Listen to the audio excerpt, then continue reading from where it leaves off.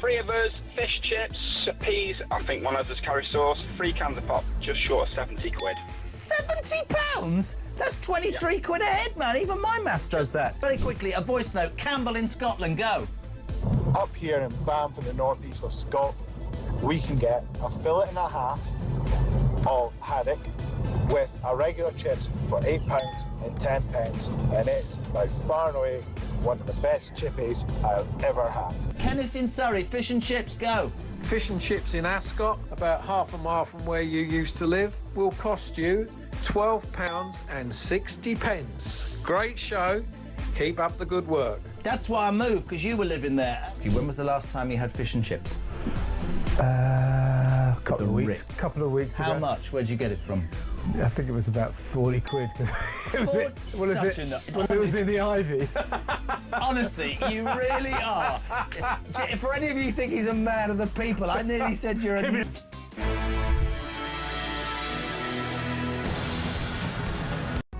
Across the UK, on DAB+, on your smart speaker, on your smart TV, and on your side. This is Talk.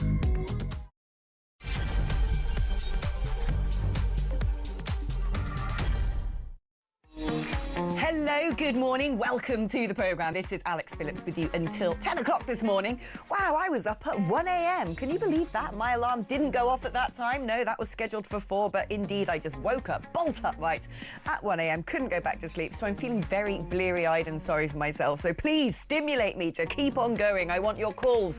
I want your messages. I want your interactions. And more than anything else, I need your moral support while I'm still getting used to this breakfast lark. Some of us are not naturally early birds, and I consider myself among that particular cohort. Right, there's a lot to be discussing today, isn't there? We seem to be on the brink of World War III. Apparently there's now going to be a national inquiry into the rape gangs. I wonder why it took Sir Keir Starmer so long to find his moral compass. 03444 99 1000 is the number to dial if you would like to, like I said, join me, keep me company, help me to stay awake and get through the next 4 hours. You can also send me a WhatsApp to that number, or indeed leave me a cute little voice note. 87222 is the number if you'd like to send me a text message. If you're going to smuzz me, you must write talk before you write the body of your text message. That way it knows how to get into this particular studio and doesn't get lost on any of the other 17 floors in Talk Towers. We're on X at talkTV, and I'm delighted to say that I do have company. I've got a warm body in the studio in the form of Laura McKevitt. Thank you so much for being here. I hope you're going to sort of keep me awake at least for the next hour before abandoning me to fend for myself. Right, here we go. Starmer is now going to allow there to be a national grooming gangs inquiry. Yeah. Why? Because apparently the Casey report is going to recommend that he does so, and Sir Keir Starmer doesn't seem to have a brain of his own, doesn't seem to have a moral compass, doesn't even have much of an ideology. He just likes being told what to do. Yeah, he's just not very good at politics. He's just not very good, yeah. He won't appear to do anything until a lawyer or a review or an inquiry of some description has told him that he has to do it. And politics and being a political leader, I think, is about more than that. I think it's about looking at a set of circumstances in front of you and saying that the political leadership of the country has to take a stand on this, rather than just farming it out to somebody else. And I think that we've got a real problem in this country in politics and in government, and we have for a long time, of politicians farming out hard decisions to quangos that they've created in order to take the harder hits on their own. That's what NHS England was about, so we stopped losing health secretaries over every single winter flu crisis. And Starmer is like the ultimate technocratic boss level of that mentality. He is. He's king of the quangos. But he's smacking into a country that doesn't want that anymore. He's smacking into a country that's sick of that. And I think that that's going to be really problematic for him. What do you think this national grooming gang inquiry is going to do? I mean, first of all, we know it's a statutory inquiry, so it's going to actually legally compel people to have to give evidence and say what's gone on, where was the cover-up.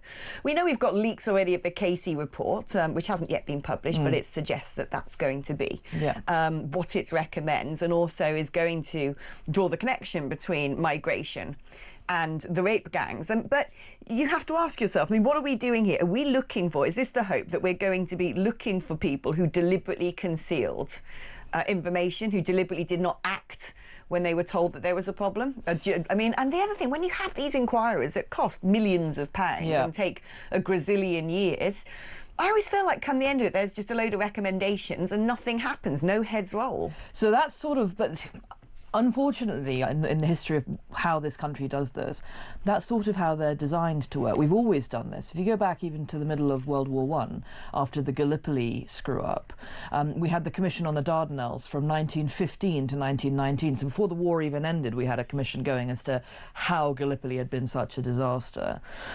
This is always how the state has effectively attempted to learn and get better. The problem is twofold, really.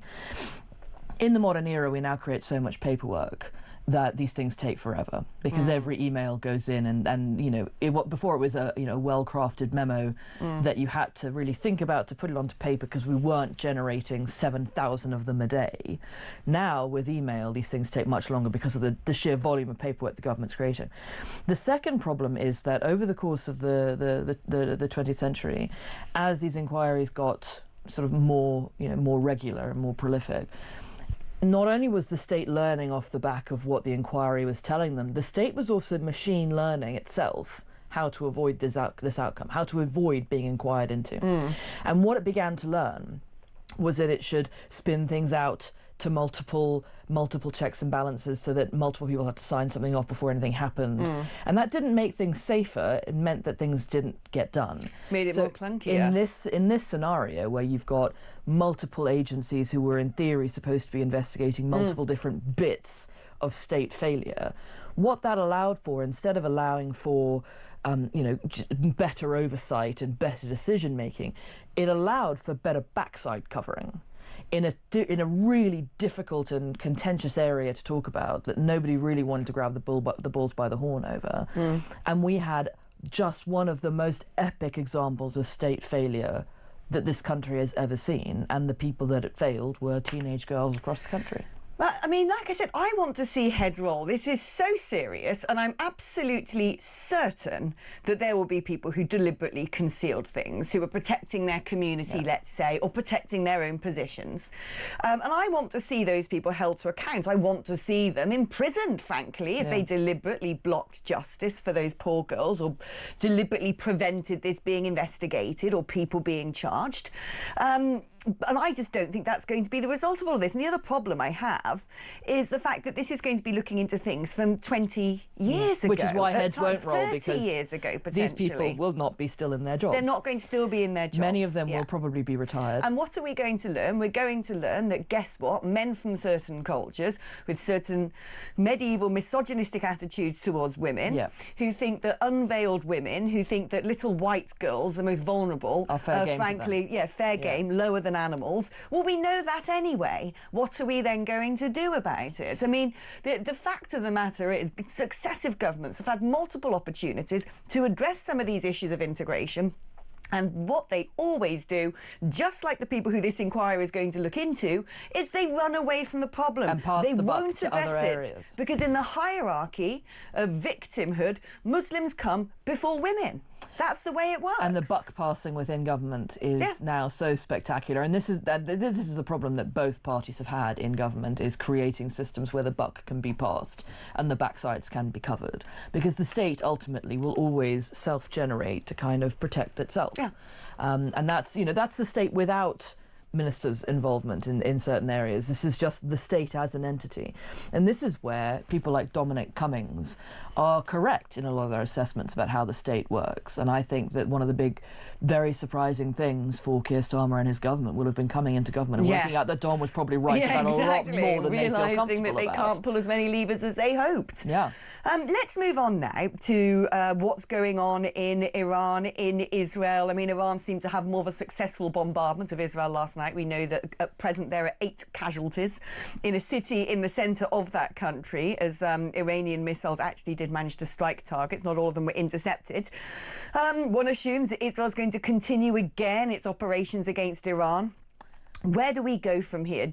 British fighter jets are now in the region, ready to help out in order to maintain peace. I assume that would mean trying to intervene, missiles aimed at Tel Aviv. The headline I saw was to protect British interests in the region, which is sort of a headline you would have anticipated about 100 years ago. I'm not entirely certain how many British interests we have left in the region. I don't know what that means. But it might be the fact that we've got air bases over there and Iran's been threatening. But, you know, last time round we did actually help to intercede certain missiles aimed at Israel. Well, and Israel is also taking other steps to make sure that its other allies in the region stay on board with it. So you saw Saudi Arabia put out a fairly mealy-mouthed, "Oh, you probably shouldn't do this" statement. But the Israelis have apparently also knocked out a bunker full of the Houthi leadership from Yemen, who obviously are fighting the Saudis. So the Saudis are going to be like, well, you know, if you're kind of on a roll, like maybe we just won't intervene too much and let you keep going. I think most of the Gulf neighbours kind of want to see Iran put back in its box. I think a lot of people in that region are probably cheering Israel on. But where do we go from here? Because the thing is, are we going to end up in a sort of backwards, forwards? Because last time it was theatrics. Last time it was a case of Iran doesn't want to be humiliated, so it's going to try and demonstrate that it's got firepower and it can aim its rockets at Israel. Exactly, in a world where Israel is aiming its rockets directly through the bedrooms of people that it's trying to assassinate, rather than needing to send a gunman in. But at what point does either nation go, right, job done, hurrah? Because Israel cannot, one assumes, though we don't know, it cannot take out some of the nuclear facilities because they're subterranean, they're below mountains, they're very hard to access. It can carry on trying to cripple Iran by taking out things like its oil fields. But then it risks, of course, Iran closing the Strait of Hormuz, which is going to affect the entire global economy. Yes. Yay! Rachel Reeves is going to love that when the interest on borrowing goes through the roof. She's already having a rough enough week that Infrastructure Week is being taken over by grooming gangs. Well, exactly. But where does, you know, I'm fully supportive of Israel trying to take out Iran's nuclear operations, because it would be a nightmare, especially if certain intelligence has suggested, especially if Iran intended nuclear warheads to be given to its mad proxies. I mean, that's crazy. It's crazy. They've got to be stopped. Israel alone, I don't think, is going to be able to do that, but Israel's there by itself having to do it alone. I don't think they're going to be able to take out all the nuclear facilities, and Iran could double down and want to try and accelerate its program. Lord knows how close they are to actually developing nuclear warheads. There's different competing intelligence on that front. Well, of course, there was about 15 years ago, there was a massive setback to them when Israel did that enormous hack of the IT system supporting the nuclear development program. So maybe just once every 15 years they blow up enough to set them back another 10 years or so, and then they reset the clock. But I think the Iron Dome has trouble with intercontinental ballistic missiles, I think. Hypersonic. Exactly, which is why they've had some coming in. And I think this is obviously a terrible thing for Israel to have things that can strike within Israel, but I have long believed that one of Israel's biggest PR problems is the Iron Dome. Because if it didn't exist, the number of people who would be dead because of the rockets are being fired in there from Palestine. They're constantly. And, you know, but for the Iron Dome, there's a number of people dead. That's right. Everyone thinks that, you know, the people of Gaza and Hamas have just been sitting there, you know, peacefully doing absolutely in their tunnels, nothing, playing Scrabble. Not putting rocket launchers on the roofs of hospitals and schools, which is exactly what they have been doing.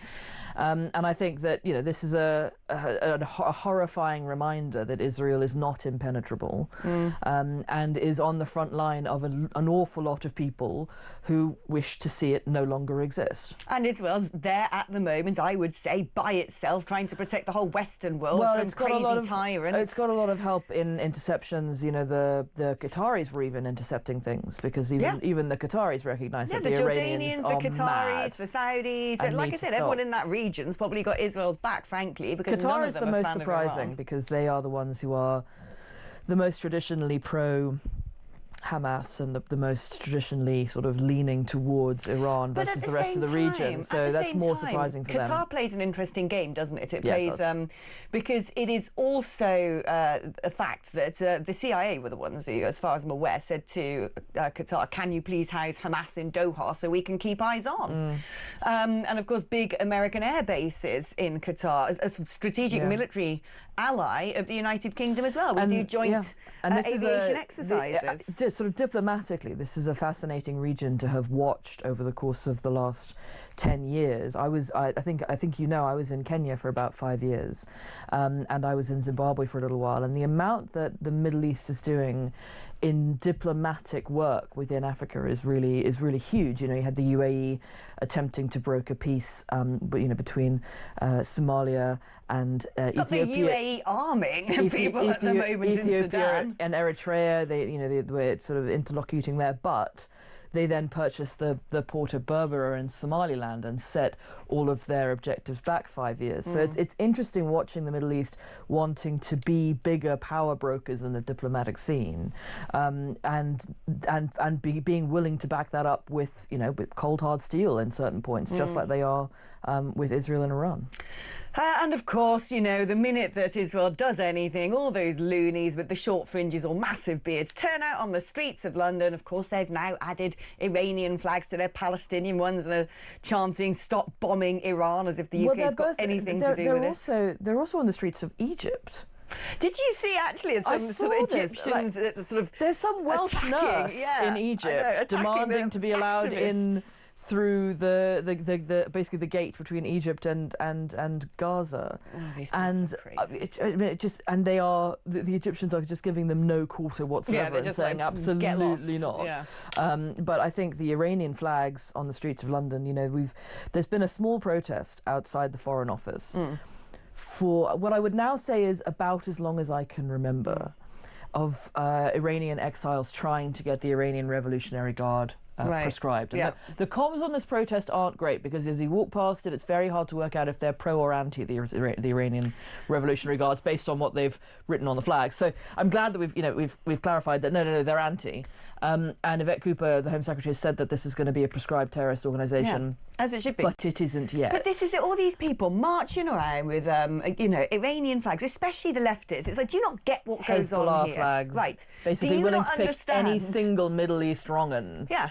Do you know who the terrorists are? Do you know who the murderous, evil people are who would kill you tomorrow, given half the opportunity? They'd have no truck with your leftism, no truck with your, stupid little protests, and yet you're there backing a theocratic, tyrannical regime that oppresses women. Basically, we're willing to back any theocratic regime over a Western ideology, and that's something that's always been completely insane to me. I'm absolutely done with these Palestine protests now. I think they should be banned. I find it as weird as the old lefties who still love Russia, even with Putin in charge of it, even with oligarchs in charge of Russia. But do you think those protests should be banned? It's a similar sort of weirdness to the ideology that I don't understand. Do you think they should be banned? Because I'm all for freedom to protest and freedom of speech, but I'm fed up with foreign protests. Well, we don't technically have freedom of speech here. That's an American. That's an American invention. But do you think they should be banned? I certainly think that they shouldn't be allowed to have as many people in one go. I don't think that they should be allowed to purposefully pick routes that go past synagogues, which they have done in the past. I don't think they should be allowed anywhere near the American embassy, but I'm biased on that front. It's because I live near the American embassy and it's very irritating. I think that we know that there's a whole lot of dodgy foreign funding going into these protesters. There's some pretty nasty organisations who are in but that's not new. The Russians used to wander around the old CND protests and start funding the CND in the buckets that they had. But we know that a lot of there are elements of those protests connected to terrorist organisations. I'm fairly certain that in the sort of social media organisation of these protests, they are recruiting. Basically, they're getting data and recruiting people who could prove to be a threat to this country from an issue of national security. I'm like, get it banned. Perhaps it's useful to the security services to have them all in one place twice a month. Perhaps it is, and to know who they are. Well, there you go. What are your thoughts on any of those topics? What do you think is going to go on in the Middle East? Do you think the pro-Pali marches should be banned by now, and the National Grooming Gangs inquiry, rape gangs? What's that going to do? Is it going to help matters? Do you support that? 0344 499 1000 is the number to call if you'd like to chat to the two of us here.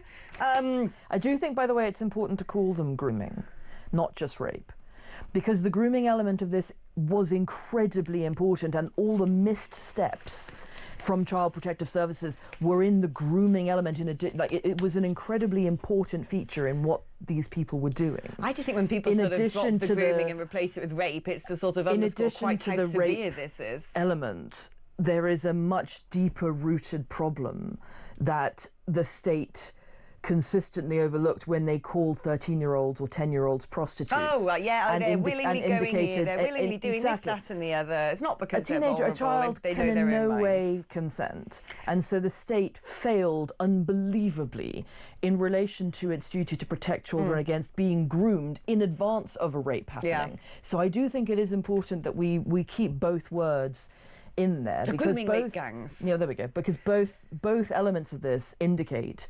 widespread catastrophic state failure, massive but in failure. sort of different areas, Yeah. because you've got the sort of pre-crime bit and then the actual crime bit, and both Every single step of the way. every single step of the way Nothing was being done. Yeah, exactly. Right, 03444991000 is the number to call if you'd like to join the conversation and speak to Lauren and I.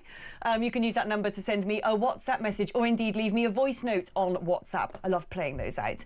8722 is the number if you'd like to text me. Instead, if you're going to do that, right, talk before you compose your message, please.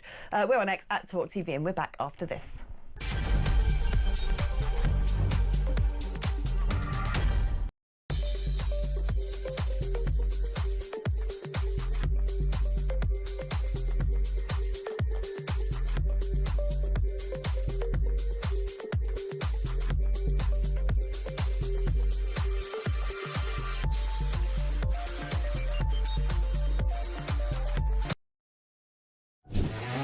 You can't try and snipe at the Conservatives for things that weren't our fault. Oh, I mean, I This haven't is got not one time.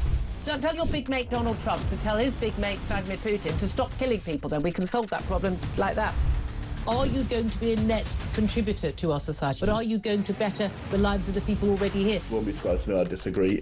Why? Why do you disagree, though? Why do you want our young people left on the scrap heap? The court's time being wasted, laying down a ruling on what is a woman.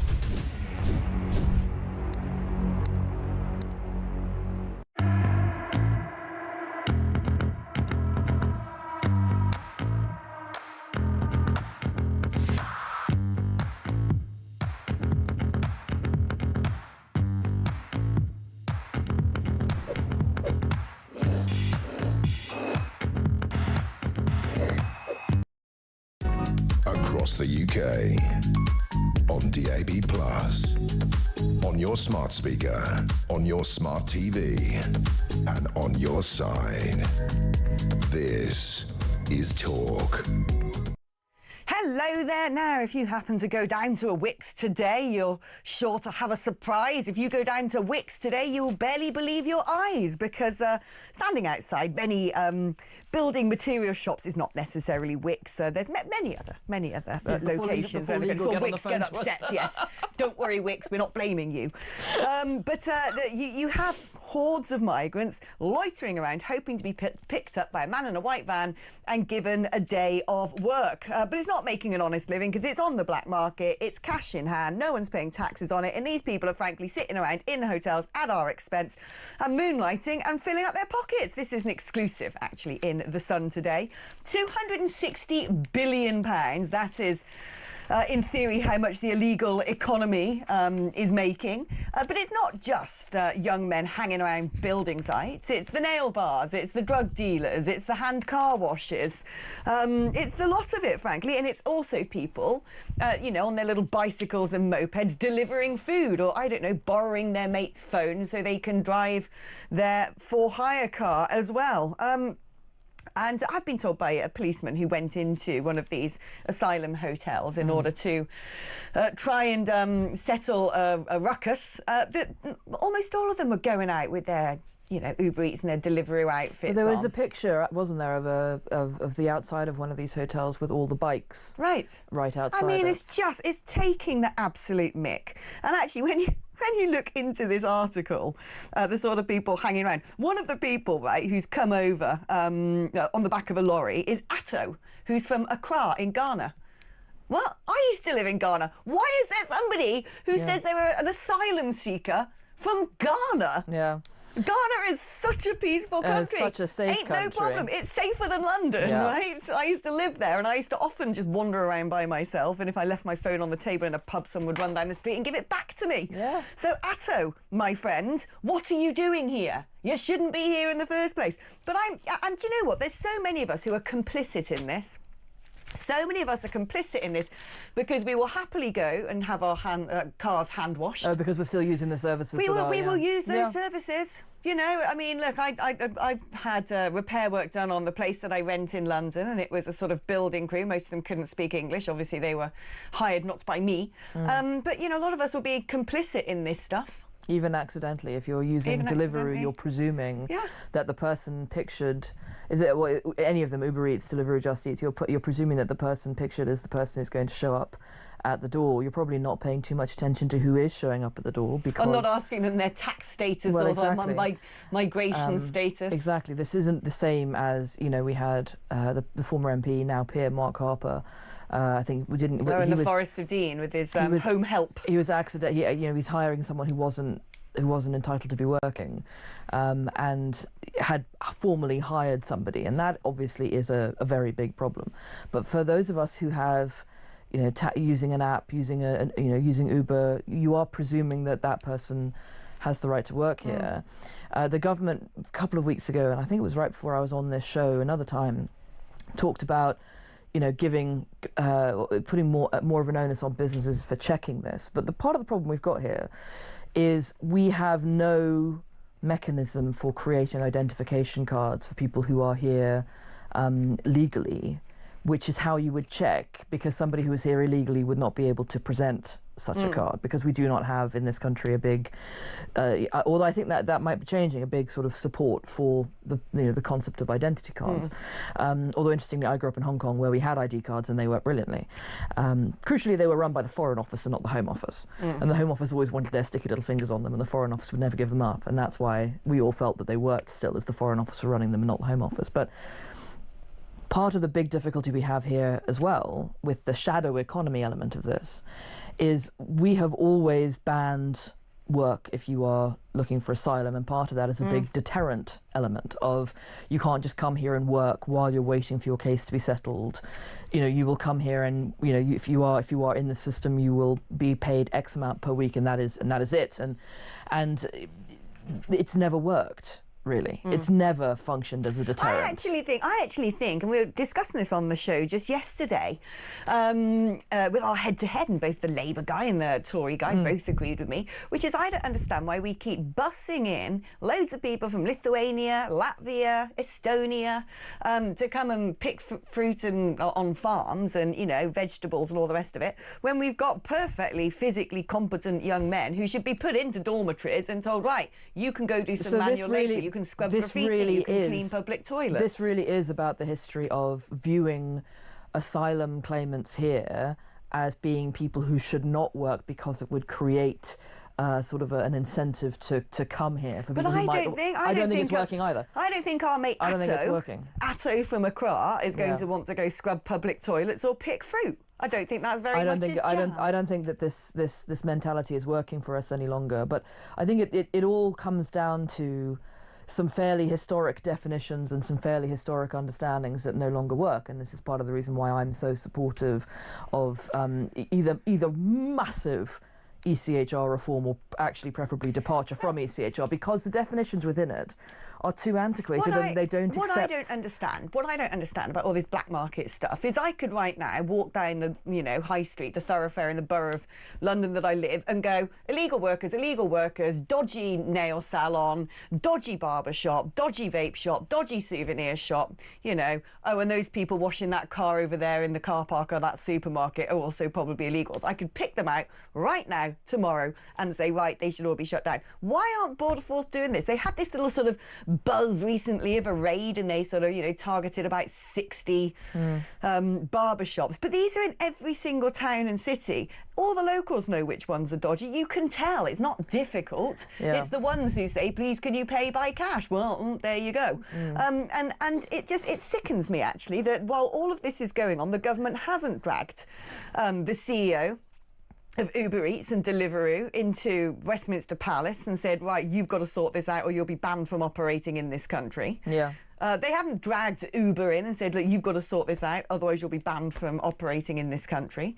They're not actually sending anybody to flush out all these businesses that are operating in plain sight. Actually, if they started doing that part of the job, if they cracked down on this nonsense, it might actually have a positive effect on people coming over, thinking they can set up shop, work on the black market, live in a hotel and enjoy the life of Riley.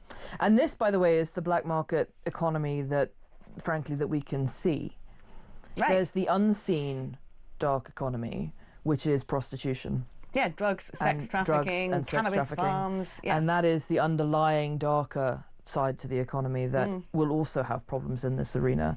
And frankly, Border Force and a lot of the state entities that are supposed to do this kind of work are inept and are being badly run and have been for years. It's the same state failure we see everywhere else, and the grooming gangs issue is just emblematic of widespread state failure, of being unable to take any action at all. I think there's too much sort of turn a blind eye to stuff, look in the opposite direction. Well, but it's also a history of us deciding to take kind of the middle ground of, oh well, we'll penalise a company if they're hiring the wrong people, when that company then quite rightly says, well, you don't have a paperwork system in this country that allows me to make sure that I'm hiring only the right people. So there is a government onus to do something in that arena instead of just penalising companies. We're just turning into a ridiculous country where if you work, you're taxed to the hilt, beyond belief, and then all your money is going towards putting men up in hotels who are out there in the black economy, making money, lying in their pockets at our expense, not paying their taxes. It's just going to grind us into the ground.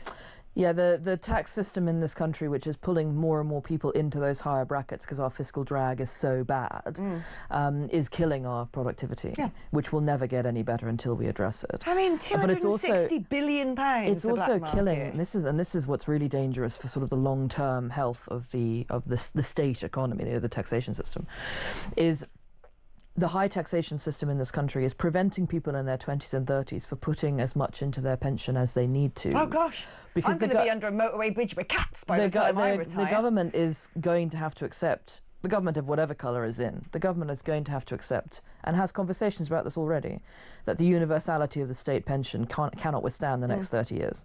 And so people in their 20s and 30s are probably unlikely to have a universal state pension and will need to rely upon the private pension that the automatic enrolment changes in 2012 massively increased the take-up of. But if you are already paying off your student loan, already paying for extortionately high housing rates within London, you can't take the larger option to put into your pension. You can't put extra into your pension.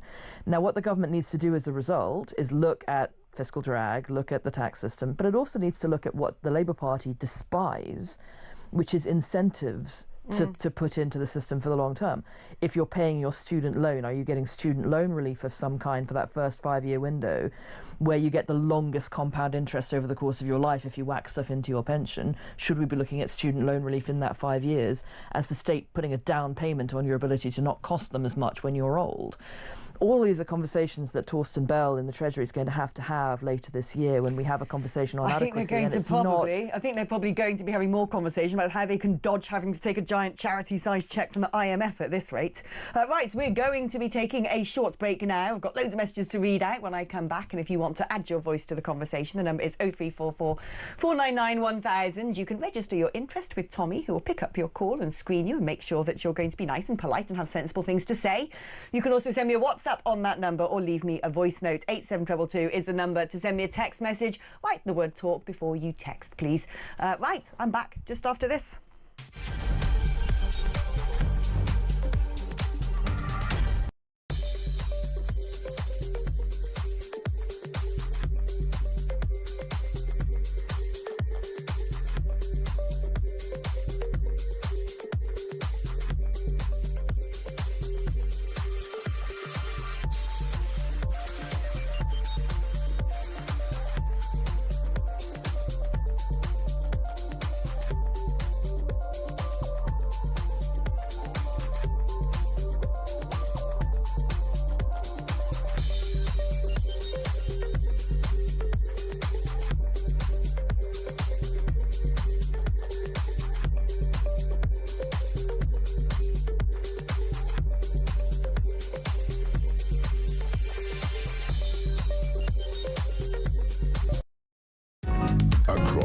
UK.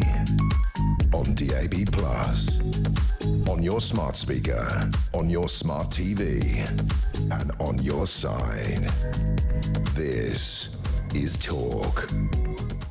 Right, I've got a little collection of messages here that I'm going to read out. Dan from Kent says we should be 100% behind Israel because they're on the front line of democracy. Ban the Palestinian marches and deport any supporters of regimes that don't follow British values of equal rights for women. Morning, Alex. The inquiry needs to expose those who covered up the grooming, raping gangs. They emboldened the abusers and allowed it to continue and spread across the country. Councils, social workers and potentially police officers need to be held to account. That's Paul in Staffordshire. Frankly, I think if people deliberately concealed what was going on, they need to be arrested and do jail time. Because if you have not, if you've deliberately concealed that little girls were being groomed and raped, and I'm pretty sure there'll be people who did do that, then you are, as far as I'm concerned, perfectly, you've been enabling horrific crimes to take place and you need to be punished. Morning, Alex. I fully agree about banning these protests. I've thought this since the Just Stop Oil idiots, who were not just exercising their right to protest, but causing total disruption to everyone, including emergency ambulances. The right to protest must have conditions. As Lauren just said, they shouldn't be allowed to go near synagogues. I just think if you want to protest against something the UK government's doing, crack on. Stop bringing your blimmin' flags and your foreign, concerns here. And this whole stop arming Israel. We're not. We're really not doing that, OK? We sell, about 0.3% of their dual-use goods, like, button covers and widgets and for switches and stuff like that. That's it. That's all we're doing. Get a life. Have you had a Deliveroo? Alex, word of advice, don't, says Rachel. I use their rival company more often than not. And being a Londoner, I do it quite often. Dan from Kent, it's obvious the way this government is heading. It's run by a left-wing justice system and it's been that way since the turn of the century. Immigration lawyers are having a field day and don't get me started on the woke civil service. Dean from Dagenham says, morning, Alex and Lauren. It's obvious now that successive governments have nothing but contempt for the UK and the British people. They only care for themselves. Morning, says Colin. Let's not forget it was Blair's government that brought in the policy for migrants working here and cheap labour. This was done on purpose to suppress British workers' pay so employers got the benefit. Hence now why we don't have as many tradesmen and have to rely on overseas workers. Well, I think a lot of that was just the Labour Party trying to manufacture their own voter base. Well, a lot of it was also their university policy. Oh, yeah. Get everyone in university really to interesting. Squash the... So I once had this described to me in a really fascinating manner, which is that when you have people leaving school, they basically fall into three brackets of people. You've got people, and this is not class related, this is just, there are three brackets of people who leave school in this country. There are people who wish to go on to further education and wish that to involve reading more and, what would end up being sort of highly academic study. There are people who realise or feel that they aren't fully cooked yet and want to do something else, but they never want to pick up a history textbook ever again. And that's really your vocational strand of a workforce. And then you've got a third group of people who never, ever, ever want to do any further development of any kind. And when you try and force 50% of the population into university, which is what Tony Blair did, you only deplete the second group. You only deplete the people who actually want to go into some kind of further education. The third group didn't want to be there to begin with and so are never going to take up the option to do so. So you only deplete your vocational work stream. And that's why you end up in a position where you're importing migrant labour. I remember when I was at school, the careers officer saying, if you want to earn good money, become a brickie or become a plumber or become an electrician because they're in short supply. Did you ever have to do the Moresby test? What's that? That was the test you had to do with the careers people where they would tell you what to do when you grow up. I got a tree surgeon. I was like, have you met me? I remember doing one thing, like something on a computer. I answered all these questions. I think that was it. Then at the end it told me what I should be. And do you know what mine was? A funeral director. Tree surgeon. Well, look at us. Have you met me? You want to give me an axe? Are you mad? You want me to hang out with dead people? On a massive cherry picker with a chainsaw? Are you completely bonkers? I actually, off the basis of that little careers questionnaire, was actually going to go and do work experience in a morgue because I thought it would be quite interesting. Yeah. Oh God, I'm really that never. And I didn't. I went to do it at ITV. Oh, did instead. you? I did, yes. Right, now let's talk about something that was embargoed until midnight, so it's hot off the press, which is the fact that Rachel Reeves is going to announce plans to build the Britain people need with a landmark 10-year infrastructure strategy launching next week, kick-starting a decade of national renewal. A £725 billion investment, first of its kind of approach to modernise transport, housing, energy and public services over the coming decade, which is apparently going to drive growth and restore pride in communities, etc., etc., etc. I mean, great if we've got the cash money to have better train lines and get rid of that weird rack concrete or whatever it is in schools and hospitals and prisons and police stations. But I just have a feeling that the £725 billion, it sounds like a lot of money, but it's probably, once it's all sort of spread out across various different projects, going to sort of make barely a bit of difference. This is how to do a week 2 story out of the spending review, because all of this has been pre-announced in the spending review. There can be no new money in this by virtue of the fact that in order for there to be any new money, there would have had to have been a full budget, which, by the way, when it comes in the autumn, is going to have to include spending tax increases. My understanding is it will include either the abolition or the heavy taxes of dividends. They are absolutely going to have to raise taxes in the autumn in order to pay for half of this stuff. But this is the Chancellor getting a second week news story out of the spending review from last week. And Infrastructure Week, which is what they'll be calling it in the grid team in government, is, I strongly suspect, going to be somewhat overshadowed. Well, it's World War III and rape gangs, so, exactly, no one cares about your train tracks right now. By Grooming Gangs Week, where the Prime Minister is going to have to spend the entire week trying to defend having called everybody who called for one of these previously a racist, when he is now backtracked. Oh, it's ridiculous. But, no, I mean, I am all for, we do need improvements to our infrastructure in this country. Our roads are abysmal. It's way too often that something goes wrong on the railway lines. In fact, there's not enough train stations, not enough lines being used, I don't think, in terms of train transportation. Well, you're like me, aren't you? You're from Gloucestershire. Yeah. I'm right? Yeah. So let's talk for a minute. Gloucester has the longest train platform in Europe, at least it used to. And let's talk for a moment about our local infrastructure problems, because we might get some other Gloucestershire people on the phone as we do this. Roads in Gloucestershire are an absolute, they're a nightmare because they aren't having enough money put into them. About 78 pence in every pound spent by Gloucestershire County Council, regardless of which party's in charge of it, and it's just changed hands recently, goes on what's called the mandates from central government. That's social care and education. Lido hotels, all that stuff. No, they're not covered by... Are they not? They're not the mandates from central government. The mandates are social care and special educational needs and education more broadly, etc. Okay. The mandates only include a portion of transportation, and what Gloucestershire actually really needs is the entire road network pulled up and put down again, because everything has been patched beyond belief. Yeah. But we don't have the money to do that, so everything is now a patch job that the council can't actually afford to do, because there isn't any money when the mandates have been covered. Gloucester's got a brand new shiny bus station. It's done up the train station. But those are national infrastructure projects. Those aren't county council spent projects. And that, what you've got here with the 15.6 billion for transport upgrades that's going to come. This will be the central government directed transport upgrades. So this is the chunk of money, for example, that they're going to spend with the Welsh government on upgrading bits of the Welsh rail network, which is in a catastrophic state. You've got 5% of the population in Wales, 8% of the geography, 11% of the rail track, and historically the Department for Transport in London, which is still running Welsh rail infrastructure, only spending 2.5% of its budget over there. So there have been historic underfunding issues that need to be corrected. This will possibly go a little bit of the direction towards that. But one of the fundamental problems we have in this country is so much of our infrastructure is so old that it needs to be torn up and done again rather than repatched. Yeah. But all we can afford to do is keep repatching. Yeah, well, there we go. We're going to have to repatch our economy as well at some point. Let's do an advert break now, and then we'll round off with what Cambridge University are up to with their DEI and what Donald Trump's been up to over in America. That's coming up after this.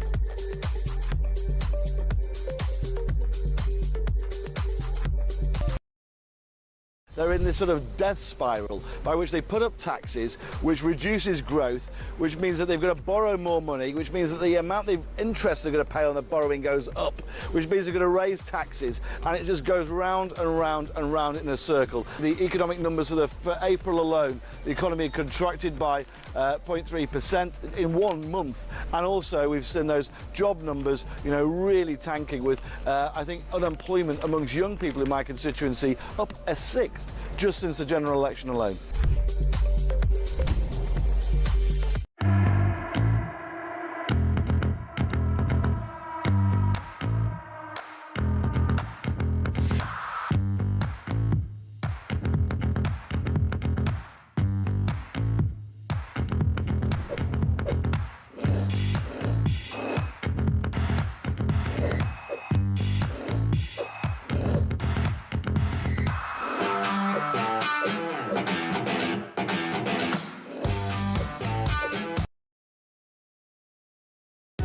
Across the UK, on DAB+, on your smart speaker, on your smart TV, and on your side.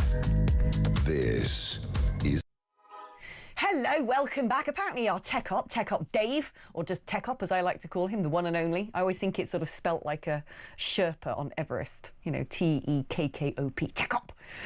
He was told he had to be an air traffic controller. I think he kind of almost is doing that because he's controlling the traffic on air right now, if you will. Yeah, I think right, absolutely. This is on air, just a slightly different interpretation of the medium. Exactly. That's what I think. So there you go. Tech Op fulfilled the expectations of his career.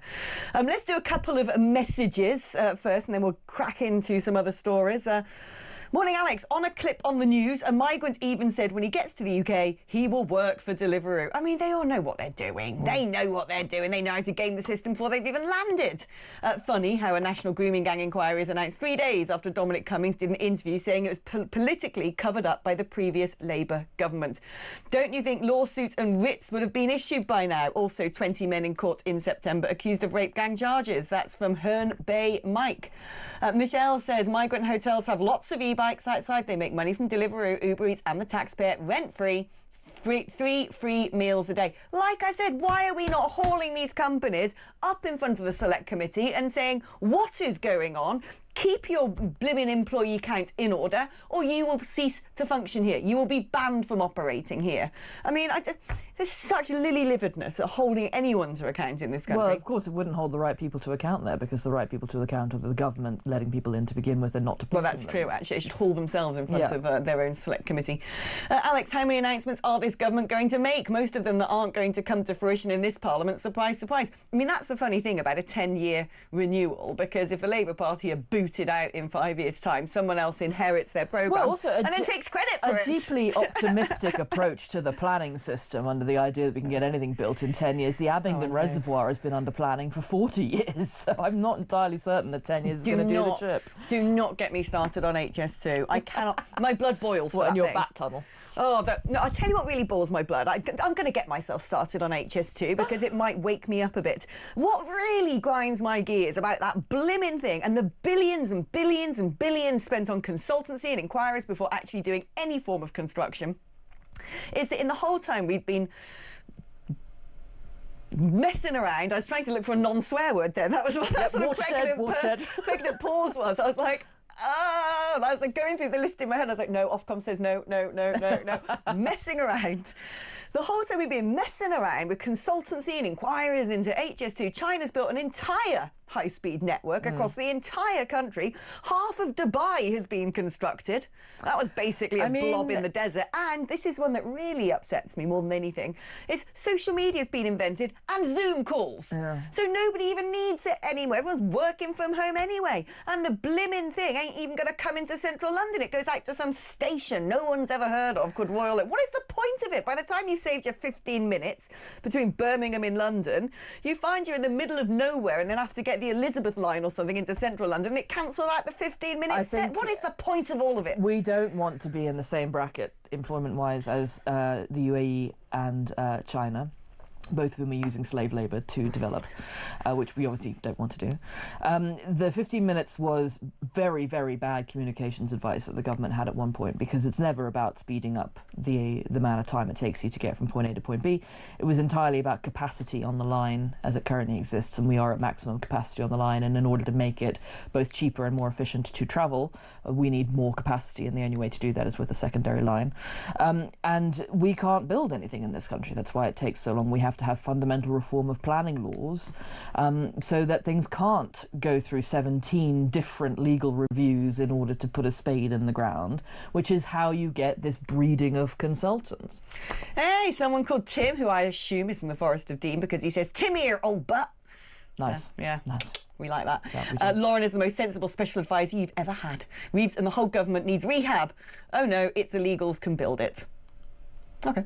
Hi Alex, nice to see your lovely smile on a Sunday morning. Could these illegal immigrants not do litter picks and other such tasks? Yes, that's what I think. Yeah. I'm actually all for the chain gangs approach at this point. We had a very serious conversation over the course of the last 20 years about working while receiving welfare, and you know what you do. I remember David Cameron having a workfare conversation when Wisconsin was trialling something about, you know, if you were on out of work benefits, you had to do some form of voluntary service within the state, you know, whether it was litter picking or doing the verge trimming or whatever while you were looking for work.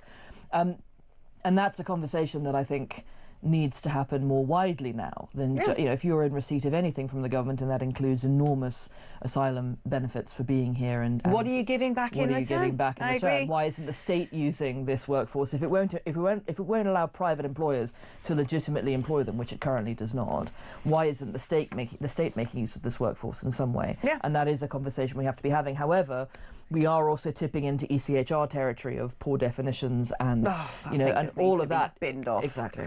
Now Donald Trump has demanded illegal migrants must go home before the US turns into a bankrupt third world nation. Well done, perfect script, Donald. I totally agree. Of course, his own economic involvement will have nothing to do with the United States taking a massive economic nosedive. But I mean, look, I fully support what he's trying to do with his ICE agents. I think it's probably well overdue. I mean, California's a hotbed of illegals anyway, and good for him, I say. Well, the United States, a bit like what Rishi Sunak's government did, began to move migrants away from the border. And therefore spread the burden sharing issue around the country, which opened, I think, a lot more of the country's eyes to how big of a burden it really was. And this was a decision that was also taken here under the Rishi Sunak government to move to not just be housing people on the south coast and in London, and to try and move people around the country to try and you know, burden share a little bit. And I think that really had a massive impact in opening the eyes of everybody to how big a problem this really is. Yeah. And I think it was quite a sensible thing for the government to do eventually, is in order to say, you know, this is a problem and everybody needs to understand how, you know, the scale of the difficulty that we're facing, and maybe that's why you'll support us on the Rwanda scheme, for example. Of course, the Conservative Party in government was already too far gone reputationally by then for it to make much of a difference. But I do think that it was an important decision to make, and the Americans have made a similar decision in busing people away from the border. But, you know, this is something where the United States has always had very strict rules on who could be in the country and how long you could stay there. Yeah. And they are finally enforcing rules in parts of the country where they had not done so at quite this level for some time, and I don't think that's necessarily a bad thing. Yeah, good for them, I say, and perhaps we will follow suit, although I wouldn't hold my breath. Now, Cambridge University is apparently discriminating against white job seekers. As per usual, it's got some ridiculous DEI, not just doing the courses to be brainwashed into seeing everything through the prism of race and actually turn you into a little racist, but in terms of when it comes to hiring and advertising, you're not allowed to basically have interviews unless you've got more than one minority candidate, because if there's only one minority candidate, that candidate doesn't usually get the job. Why don't they just have a policy going, no white people get to work here?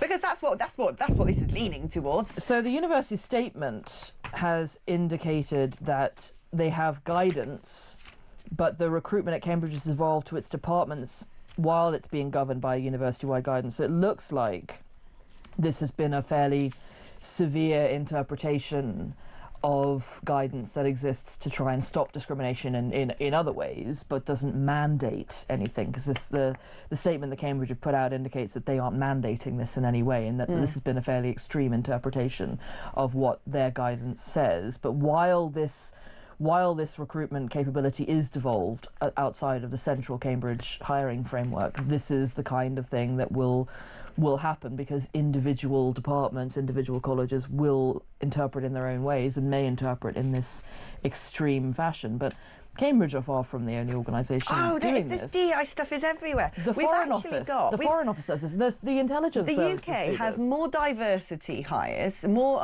DEI staff per capita than America. So we've got blimmin' loads of the useless people. As many of your listeners will know, and as you will probably know, my background is in Welsh politics, and I'm one of I'm a very, very large supporter, for example, of the Welsh language. And when the Home Secretary was being brought up, I think it was about 6 months ago, on the fact that there was a hiring, in like an internship hiring scheme or something within the intelligence services that was like this, that was very much white people need not apply. I tried to get a couple of friends of mine in the Tory party in Parliament to ask her how many Welsh language speakers were being hired into the intelligence services domestically, and why there wasn't a protected, because the Welsh language technically falls into a protected characteristic. Why weren't they protecting and actively advocating for the hiring of Welsh language speakers if they were actively protecting and hiring in other protected characteristics? And I didn't get anywhere, but I will try again. There you go. Because I like to have fun like that. I remember at some point an MEP trying to sort of get Welsh as an official language of the EU, because it's not listed as one of their official languages. Technically, within English and Welsh law, the only official language is Welsh, because English was presumed and it sort of was never written in, so there was a write-in that said only Welsh. Only Welsh. Yes, so there you go. Who knew? Exactly. But I actively supported, when I was in the Wales office, the creation of the Welsh language right to life in the UK test, because I felt that if you moved here and learned a language that wasn't English but was a British language, you shouldn't be penalised. But how many migrants are coming and going to Wales and learning Welsh? It's something that's encouraged enormously within the care system, because you've got a lot of people, older people in the care system, who are first language Welsh speakers who get dementia and forget that they speak English and face enormous social isolation because there isn't a Welsh capability. So I wanted to make sure that, and so did my boss at the time, David Jones, wanted to make sure that the Welsh language wasn't penalised against if you used it. But also, there's like 250,000 Patagonians with Welsh heritage called Julio Williams, and if they want to move here, they should not be discriminated against because they speak Welsh and not English. Julio Williams, if that's you, you are welcome. Come aboard. Let's do some messages before we break at the top of the hour. Tony says, don't go to Cyprus this summer. Bad things incoming there.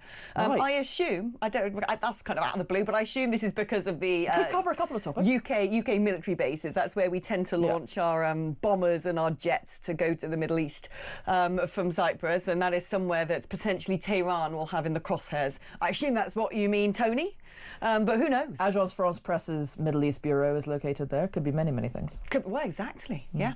Very close to the shores of Gaza as well, so you never know what's going to wash up on your beach. Do you honestly think Starmer is going to allow a full inquiry? I think not. Too many people involved, too many in high-level jobs, more cover-ups on the way. I think if there is an inquiry, cough, cough, let's hope it doesn't take as long as the Chilcot one, says Maggie in London. Is it...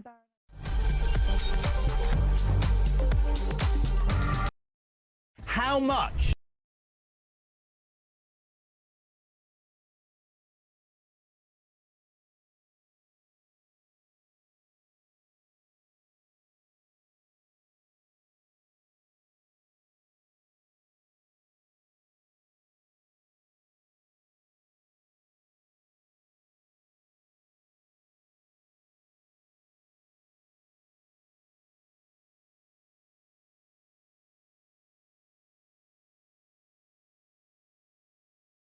How much, ladies and gentlemen, are fish and chips where you come from? We'll go to Jason in Crewe.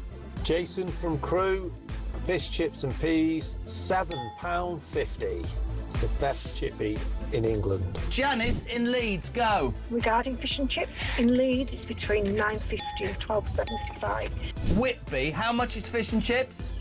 3 of us, fish, chips, peas, I think one of us carry sauce, 3 cans of pop, just short of 70 quid. £70? That's 23 quid a head, man. Even my maths does that. Very quickly, a voice note. Campbell in Scotland, go. Up here in Banff in the northeast of Scotland, we can get a fillet and a half of haddock with a regular chips for £8 and 10 pence, and it's by far and away one of the best chippies I've ever had. Kenneth in Surrey, fish and chips, go. Fish and chips in Ascot, about half a mile from where you used to live, will cost you £12 and 60 pence. Great show. Keep up the good work. That's why I moved, because you were living there. When was the last time you had fish and chips? Couple of weeks ago. How much? Where'd you get it from? I think it was about 40 quid. It was in the Ivy. Honestly, you really are. For any of you who think he's a man of the people, I nearly said you're a... Keeping it real.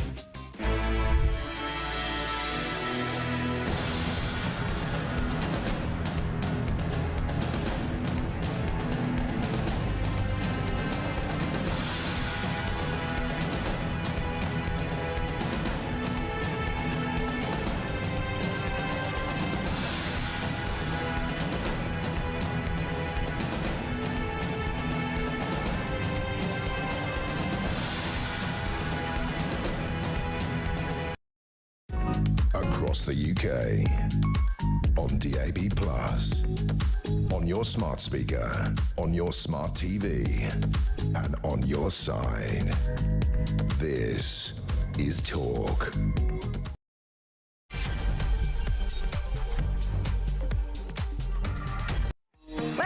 Welcome back. Alex Phillips with you for the next 3 hours. 1 down, 3 to go. I'm enjoying your company so much and I'm loving your messages. Thank you for showing me some support. I think I've perked up now after my 86 coffee. I'm going to start sort of like... People think there's flies buzzing around my head. When do the Bloody Marys arrive? Well, that's what I want to know. That's what I could actually do with, if I'm honest with you. Do you hear that, Dean? When's my breakfast? And actually, can I just say... It's about 10 o'clock for the Bloody Marys, apparently.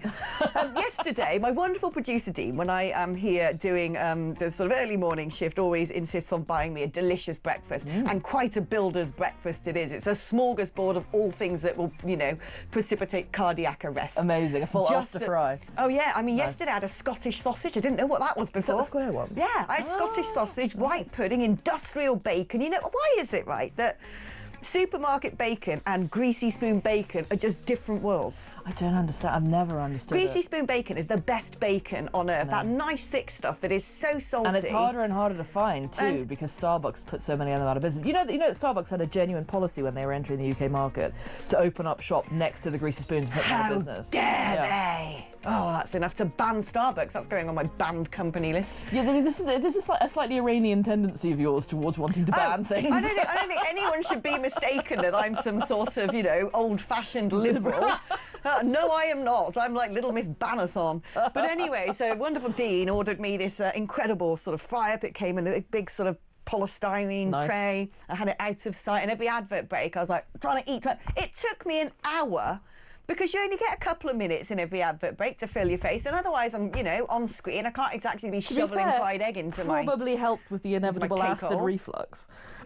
Probably did, but this is why I'm lobbying Dean to get that breakfast delivered earlier, because it was hard work trying to eat it in 1 hour just in advert breaks. Maybe you need to have it delivered earlier and in smaller but ongoing portions so it remains hot.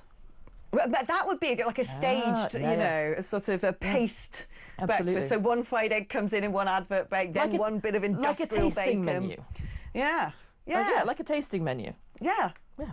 I'm blimmin' hungry now thinking about that. In fact, all I ate yesterday, I'm so messed up doing the breakfast shift, and I'm not used to it. Yeah. And so yesterday I had my sort of massive, you know, full United Kingdom breakfast with my white pudding and my Scottish sausage, a bit of everything in there.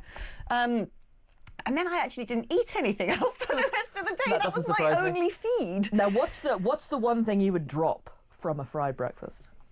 Oh no, there's things I automatically drop. Oh, yeah. So I no baked beans. Don't put that anywhere near me. I hate baked beans. They're absolutely disgusting. They're abhorrent. They should be banned. I hate them.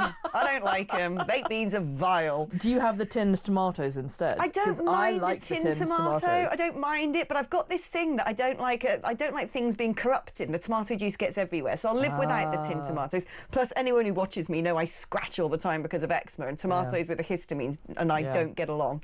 So they're gone as well. Hash browns, fried bread? No carbs. No, I like to keep it. This is a protein heavy. This is the protein smorgasbord. I do like a bit of fried bread though. I mean, every now and then, if I'm like deeply hungover or think I deserve a fried treat, bread is I'll allow a bit of fried bread. Now there was a story. I think it was late last year. That as a former sort of Westminster, at least, observer, you will appreciate the Regency calf in I love that Regency calf. Was it sold? Because it went up for sale, and there was this massive panic among, frankly, did it become a Starbucks? A massive panic among the sort of the hangover havers of Westminster that this might go away. Did that story ever go anywhere? I don't think the Regency calf is still survive. It's still there. It's still there. It's an amazing place. The Regency calf. But also, they put it in tourist guides, and now there are tourists as well as hungover local people. There are so many greasy spoons in that sort of, SW1 part of London, and yet where I live, you can't find a greasy spoon for love nor money. I know. In West London. I think it's the amount of booze that Westminster's consuming. Yeah, it's very British, Westminster. It's still very British, and I think most occupants of that sort of little domain are sort of MPs and their staff. It's one of the only parts of London that you hear English being spoken. I don't think any MPs and staff can afford to live in Westminster. It's so Do they not have their little MP flats there anymore? But it doesn't cover. When I used to live in Westminster, Dolphin Square is no longer within the boundary. Dolphin Square. So Dolphin Square is no longer within the boundary for the expense to be able to live in Westminster. It's been priced out of. Oh really? Yeah. Back when I lived in Westminster, David Blunkett lived upstairs. Really? Yeah, and here's a fun little David Blunkett story for you. Yeah. I love the fact that, here's a news agenda, but we're just going to natter about rando stuff instead. But yeah, David Blunkett used to live upstairs, and I used to have a cat called Murdoch, named after the big boss of this organisation, believe it or not. And Murdoch was a flat cat. But one day I opened my front door and he decided he wanted to go on a wander around the building. So off he went. And normally this sort of rotund beast that you couldn't move for love nor money was off, darting up and down the stairs. And I couldn't find him. And then I was sort of walking around, as you do, going, Murdoch, Murdoch, thinking I sound like a right idiot now. Anyway, Blunkett comes in and he's got his dog with him. And he says, do you need help? And I said, well, I've lost my cat. He said, do you want us to help find your cat? And I was thinking, yeah, dog looking for cat? I'm not sure that's going to work out. I mean, the dog might find the cat, might but the speed it up. No, the cat's not going to appreciate being found by the dog. Probably not. But anyway, the interesting bit is what the dog was called. The dog was called Cosby, and it was a black Labrador. And I think to myself, Cosby? Yeah. Golly. Yeah. Cripes, that wouldn't fly now. I love, but yeah, no, that wouldn't be. I love the fact I say Cosby and then you immediately follow it with golly, and I'm like, oh, okay. Being politically incorrect this morning. We've all been educated in the wrong way, apparently. Because at first I thought it would be called Crosby, potentially after the beach or something like that. But no, it was Cosby, and it was a black Labrador, and I was like, wonder why you picked that name. One of my best friends has a black Labrador called Disraeli. That's a good name. She's called Dizzy. Oh, well, there you go. Great fact. Right, let's go back to the top topic today, which is that Sir Keir Starmer is going to launch a national grooming gangs inquiry. That is one of the big headlines. If you've just joined us, if you have, welcome aboard. And some might say, I mean, yet again, it just looks as though he gets pressured. He doesn't want to do something. No, we're not going to do that. Instead, we're going to have local authorities, investigating themselves, like that's going to work. Like that's ever worked in the history of any kind of investigation. Lancashire County Council's going to be like, oh yeah, mea culpa, we covered all this up because we were weak-willed. But on all of these big issues, on the things of moral importance to the country, Sir Keir Starmer repeatedly makes the wrong call. I know. And I think his political instinct is always, as far as I can tell, going to come second to his legal instinct and his need to keep his legal chums happy. Political instinct? He had the instinct to get himself elected, so there's got to be there's got to be a kernel of it somewhere. But the Chagos Island thing is basically a sop to his human rights lawyer mates. Making only accepting that there might need to be an inquiry because an inquiry has told him to have an inquiry. Yeah. This permanent sort of kowtowing to the legal system is part of the reason why we won't see any real reform to the ECHR while he's there. The Labour Party are never going to deal with that. And it's part of the reason why we'll still be hamstrung by a legal system that has gotten out of control in many areas. I mean, look, I support there being a national inquiry. Yeah. But the problem I have with it is I don't think it's going to garner the results that I think it should. I don't think we're going to see heads roll. I don't think we're going to see people who are part of cover-ups prosecuted. I wonder if we're actually going to get to the bottom of what I think has gone on here in some circumstances, which is people from the same community protecting other members in their community. That's what we need to find out. Who were they? What were they doing? How much did they know? How much were they willing to go to cover up? And those people, frankly, should be prosecuted. But I just don't think that's going to happen. And then what else are we going to learn? Well, mass migration, importing men from countries where women are dressed like ghosts and have rocks lobbed at them if they've, been privileged enough to have been raped. We're going to learn that, these men have no business in our country. We know this anyway. And then what are we going to do about it? I think part of the difficulty we have here is the expectation of what we believe an inquiry should do, which is ending up prosecuting people and heads rolling, and the reality of what inquiries in this country actually do, which is come out of a 5,000-page report that no one actually reads. And hopefully tell people how to build systems that won't do this again, that won't allow young girls to fall through the cracks because a social worker is refusing to accept that there could be any racial element to her grooming to begin with. And the problem is in having a political need to address the primary will, which is heads rolling and people going to prison, and the political reality of what these inquiries actually do, we end up with something in the middle, a sticky mess that doesn't actually ever end up solving either problem. I'm a big believer that all of these men who have been committed these atrocious crimes connected to rape gangs, if they're from Pakistan, we should send them to Pakistan. I don't even care if they were born here. They've probably got Pakistani passports anyway, a lot of them. And we should be saying to Pakistan, look, we give you foreign aid. You can take these people back. We don't want them here. But why is there never any policy to address these things? Because our legal system wouldn't allow that to happen. These men go to prison for about 5-6 years, then they're let back into the very communities where their victims still live. Our legal system would never allow for that to happen. You will have seen the story, I think, about a couple of months ago, that there was some guy who was refusing to go back to a Middle Eastern country, or was trying to object to his deportation. I think he had been he had done some. He had been accused or tried or convicted of some sexual crime. I can't remember what it was, but because he would go home and be stoned for it. Oh, for crying It was a breach of his human rights to send him home. We can't send rapists back home because they look down on rape in somewhere like Pakistan. You know what I mean? It's like, come on. It is absolutely ridiculous. It sticks in my craw. It really does, because all of these woke policies always end up throwing women and girls under the bus. All of them do. And it's a big bone of contention for me. Any society that does not value and protect and preserve the integrity of women and girls, as far as I'm concerned, is a failed state. And we've got to that point in the United Kingdom now. We've seen it with the rape gangs. We've seen it with the mass migration. We've seen it, frankly, with puberty blockers, when 70% of young kids turning up at Tavistock were girls, and normally girls don't have dysphoria. We've seen it in something as basic as whether or not the NHS can adequately provide care for women having children. Thea Clark's birth trauma inquiry before the last election that she's now written a book about shows just how poor the National Health Service is, and it's not just an English problem. I think it's a problem in England and Wales. Who cannot provide adequate medical care for women giving birth within the English and Welsh health systems, and that is the very basic thing we should accept. We should expect from the state that is providing a medical system is, can you guarantee the next generation are safely born? No, you can't. Honestly, this country hates women. That's what I've concluded. Right, now, apparently Sir Keir Starmer has refused to rule out UK intervention in Iran and Israel. Good. I'm glad he's grown a bit of a spine, despite all of the beardy weirdies and the short fringe nutters with their Socialist Workers' Parties. Now, how is it, right, that Socialist Workers' Party, it must have print presses around the country, because it was only about, a second ago that Israel decided it was going to launch this attack against Iran, which was no one was really expecting. And somehow they've got gazillions of Stop Bombing Iran posters.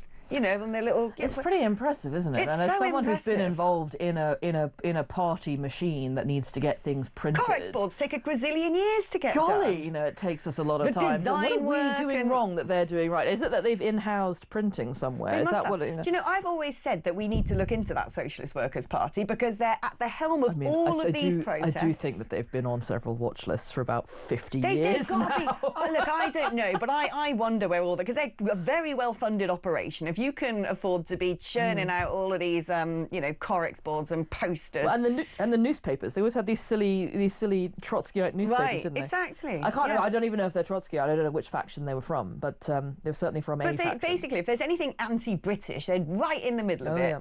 You know, they're right in the middle of trying to ruin our country Pretty much and divide us. every single cause that was anti-West in the last 100 years. Who are they? They call them the Socialist Workers' Party. Where's their leader?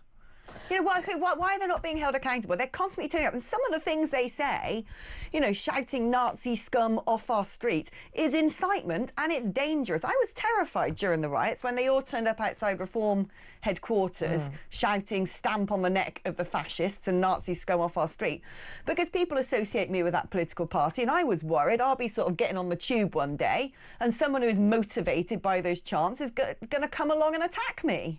I think, you know, the Socialist Workers' Party and I think the various organs that are associated with the Socialist Workers' Party, I would imagine have been on the radar of various government institutions for quite some time. Yeah, if you want to sniff around and look into them for me, please do. I've tried, didn't get anywhere. Right, we're going to take a short break now, but when I come back, it's your messages and it is your calls. I've already got two lined up, Chris and Nick. I can't wait to speak to them. They're going to be joining me after this.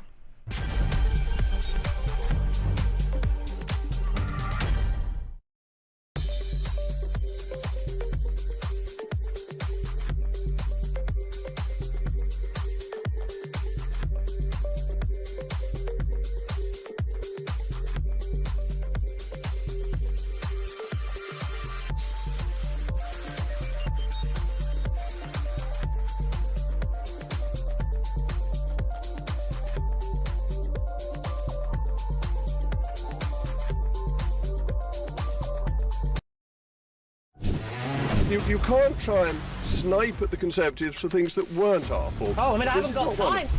So tell your big mate Donald Trump to tell his big mate Vladimir Putin to stop killing people, then we can solve that problem like that. Are you going to be a net contributor to our society? But are you going to better the lives of the people already here? Won't be surprised to know I disagree. Why? Why do you disagree, though? Why do you want our young people left on the scrap heap? The court's time being wasted, laying down a ruling on what is a woman.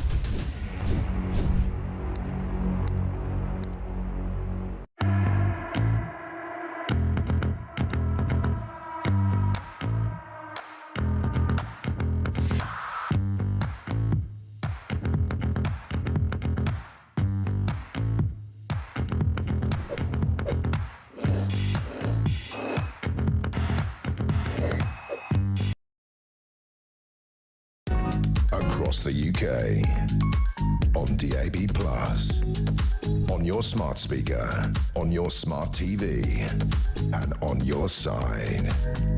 This is... Hello, welcome back. Laura and I were just discussing where we both respectively lived in Nairobi. Yeah. Because we were both residents of Kenya at one Nairobi point. dwellers. Yeah. Did you get mugged? I did. I had my phone stolen through, but to be fair... Was it through the window of your car? It was through the window of my car. Yes, was it on Waiyaki Way? Yeah, yes, it was. I know, because always the way they lie there and wait, because every single car in Kenya has to have blacked out windows, and the street lighting's terrible. And Yeah. there's this main trunk road that goes through the middle And it was of at the city. night, and I was coming back from the airport, and you know what? I opened myself up to it. I should have expected it to happen. Unlike, you know, sensible road planning in the UK, where you've got a, you know, 3 lane, you've got basically the equivalent of a motorway, Waiyaki Way. And in the UK, if you wanted to sort of change direction, you come off the motorway and go a bridge underneath it or a tunnel underneath it, you know, overneath, that's not a word, over the top, or a tunnel underneath. No, not in Kenya. If you want to go from one side of Waiyaki Way to the other, you just have to go straight through the middle. You basically go into the fast lane, because Kenya also drives on the left-hand side. Pivot really hard. Yeah, into the central reservation and then do some sort of wild U-turn. And the problem is, it's so dark, you can't see if traffic's coming, which if you're going to be in the central reservation of a motorway doing a U-turn, it would help. So then what you do is you put down your windows, because they're all blacked out by law. And the minute you do that, some sort of tow rag hiding in the bushes through, and the phone's gone. Your phone out the window. Your phone out the window. I remember that. Nai robbery. To be fair, I known. loved living in Nairobi. Oh, me I thought too. it was amazing. Kenya's an amazing country. Let's do some messages, then your phone calls. Alex, so 6 months ago, after refusing a national inquiry into the grooming gang scandal, the government has finally U-turned. I guess we now know how long it takes for a team from Number 10 to go through the records at the CPS for the period when Keir Starmer was Director of Public Prosecutions, to make sure that as far as the failure to prosecute these vile child abusers is concerned, his backside is now covered. Interesting. Yeah, I like that. Good observation there, my boy Gaz. Morning, Alex. So pleased you're back. Hopefully your new spot. I absolutely love Lauren, the best guest on Talk. Oh, thank you very much. That's very kind. Chart top. A lot of people are loving you today. That's very kind. Thank you. Matt says, I'm with you on the baked beans, Alex. They're so offensive. I can't even have them on a side plate. Great show. Matt from Rayleigh. I know. I'm the same about peas. I've got this thing about small round pulses. things. Yeah, pulses I just find a little bit disgusting. No, I honest. love peas. Peas, no, I can't be doing peas. The worst of all are things like kidney beans and butter beans. Oh, they make me want to gip. Horrible things, horrible texture. Who wants to eat them?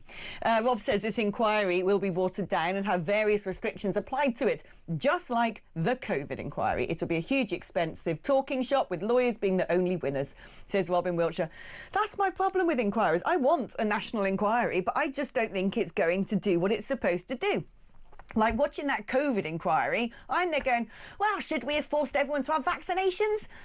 Morally blackmailed them to having vaccinations that were sort of not fully tested? No, they're not asking that question. So, should we have locked down healthy people? No, they're not asking that question. If I can be like a massive dork about the COVID inquiry for a minute. I love you being a massive dork. As someone who's, comes from the kind of the constitutional end of policy, it's been a very important inquiry for people who work in the realm that I work in, to see just how bad some of the intergovernmental relations are, to see how bad government is at the Constitution. You had Helen McNamara giving evidence.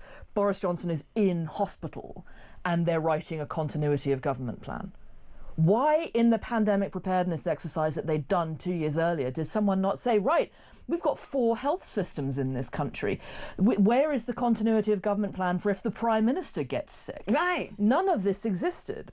So from the point of view of how the government actually functions in a time of emergency, regardless of the actions it took with vaccinations or stay-at-home orders, how the actual machinery of government works is as important to inquire into, because something is going to show up again. Some pathogen is going to pop out. They can't wait to lock us back up. They'll be on it in a moment. Aside from that, just the very simple, right, who makes the first phone call and where does it go? It needs to be written down somewhere so that someone actually knows to do it. So you don't have that scene which we had last time where Dominic Raab looked like he had just sort of seen a ghost when Boris Johnson was in hospital. And Matt Hancock is basing most of the vaccine plan on having watched Contagion. What's happened to Matt Hancock? Has he gone? I'm not entirely certain that not that I will him to come back. Let's not mention his name, because next thing he'll pop up. Yeah, maybe it'd be good to have Matt Hancock in here one day. That'd be interesting. What do you reckon, guys? Should we get in touch? Should we phone up the Hancock and see if he wants to come and play on Talk? Would you appreciate seeing him again? Fees. Oh, after being in the jungle, aren't his fees massive? He hasn't been around for a while. He'll be doing it for free. Loves it, doesn't he? Good morning, Alex. I agree with you on baked beans. In fact, I can't stand any beans. This is what I'm talking about. All beans are disgusting. This is also what's really important news for the morning. I have often said that I would chew them and then spit them out at the unfortunate staff member who is feeding me when I get put in an old people's home. Have a great day, says Julie. And Francis in Llanelli tells me, morning Alex, regarding the asylum seekers from Ghana, major cruise lines now include Ghana on their world tour itineraries as they're actively avoiding the Red Sea and Middle East areas. So it ain't darn dangerous. I'd love to hear your great energy in the morning. I don't know, cruises go to Ghana. Maybe they've sorted out their beaches. Yeah. Good beaches, just, often used as a public toilet. Morning, Alex. Maybe we should start pushing for an inquiry into how the asylum system has been managed. Then Starmer and co will have to put a stop to it. There's a thought. Let's speak now to Chris, who's in Epsom. Good morning to you, Chris. Morning, Alex. So you won't be enjoying my batch-cooked 3-bean hot chilli that I did yesterday. You can keep that all to yourself. It sounds like some sort of vegan nightmare. I've got to agree with your other couple of callers. Lauren's brilliant. The second time I've seen her on talking, she is brilliant. I've got a question, which is first question is probably more based towards Lauren. Lauren, with all these quangos and that are set up that ministers, so they can put all their responsibilities at arm's length, what stops a minister, if they're put together by the minister or that office, what's to stop a minister coming in and just disbanding them, getting rid of them? Nothing. But there has to be political will to do that. And you will have seen that under the new government deciding to get rid of NHS England, which was basically created to isolate health ministers and health secretaries from the myriad and ongoing crises in the health system that meant that people were having to resign far too often and you couldn't really get any political continuity at the top of the department. But in reality, just isolated them from making decent decisions. So you can do it.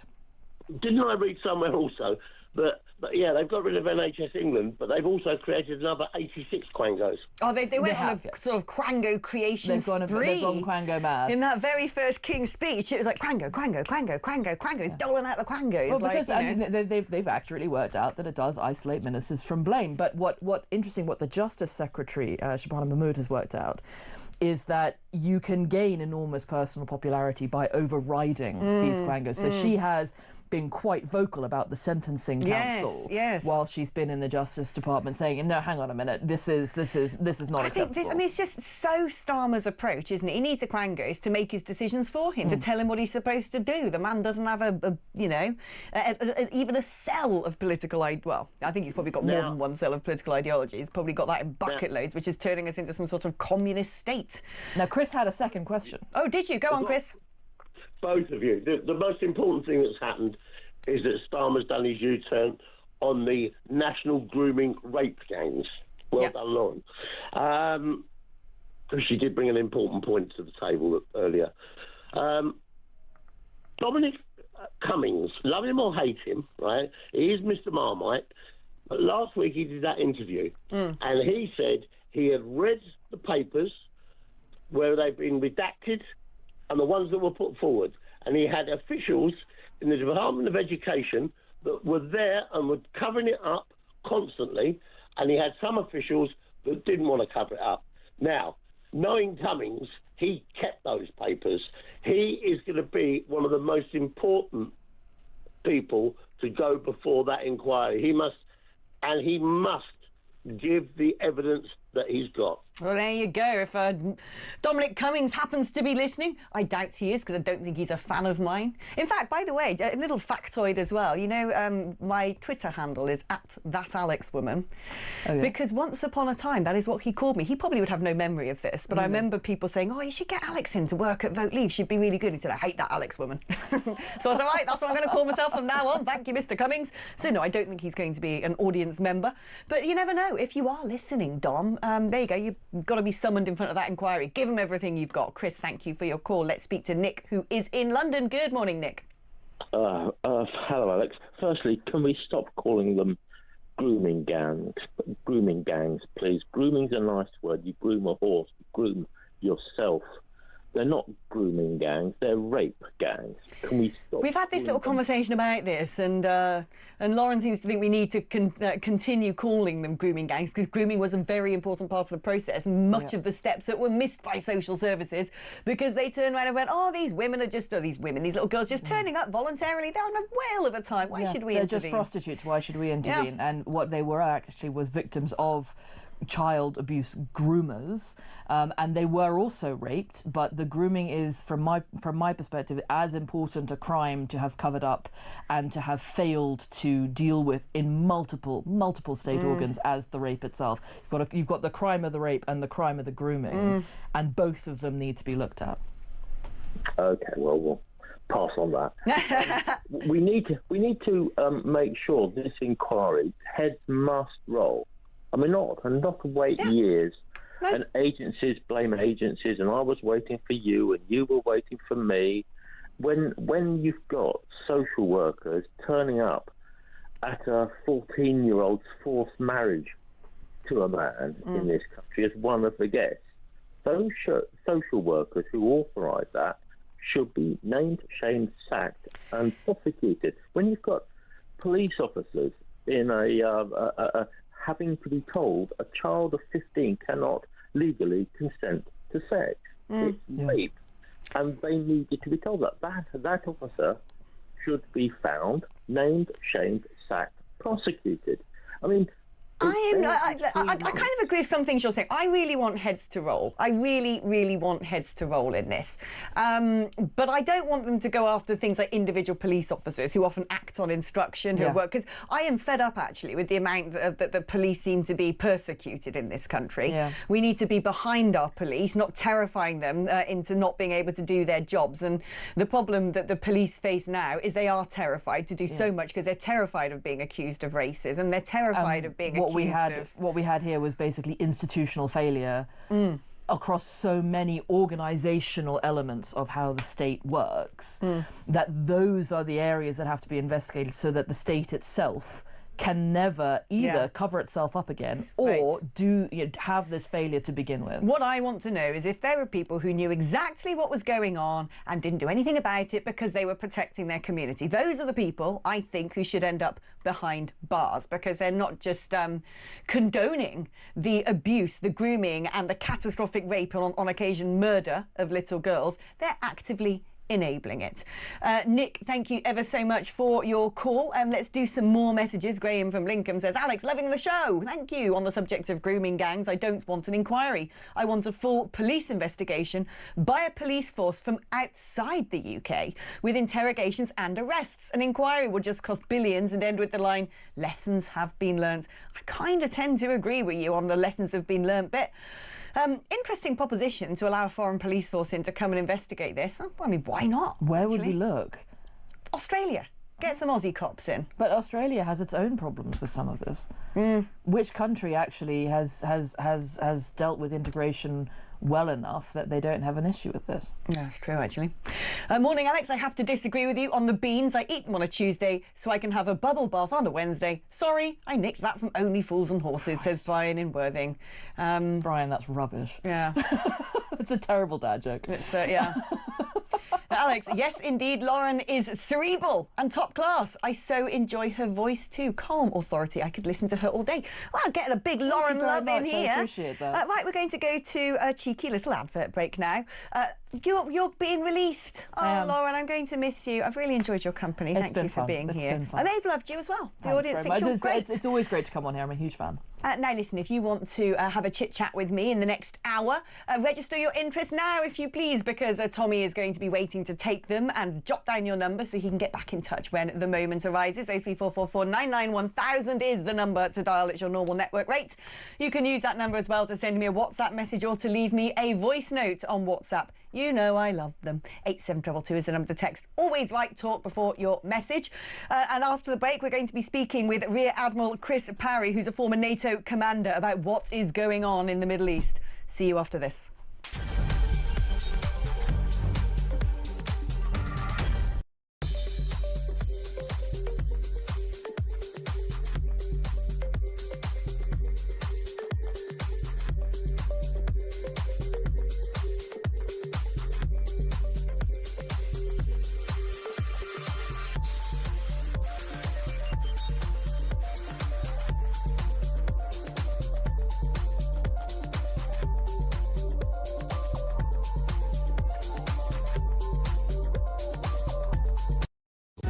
Across the UK, on DAB+, on your smart speaker, on your smart TV, and on your side. This is Talk.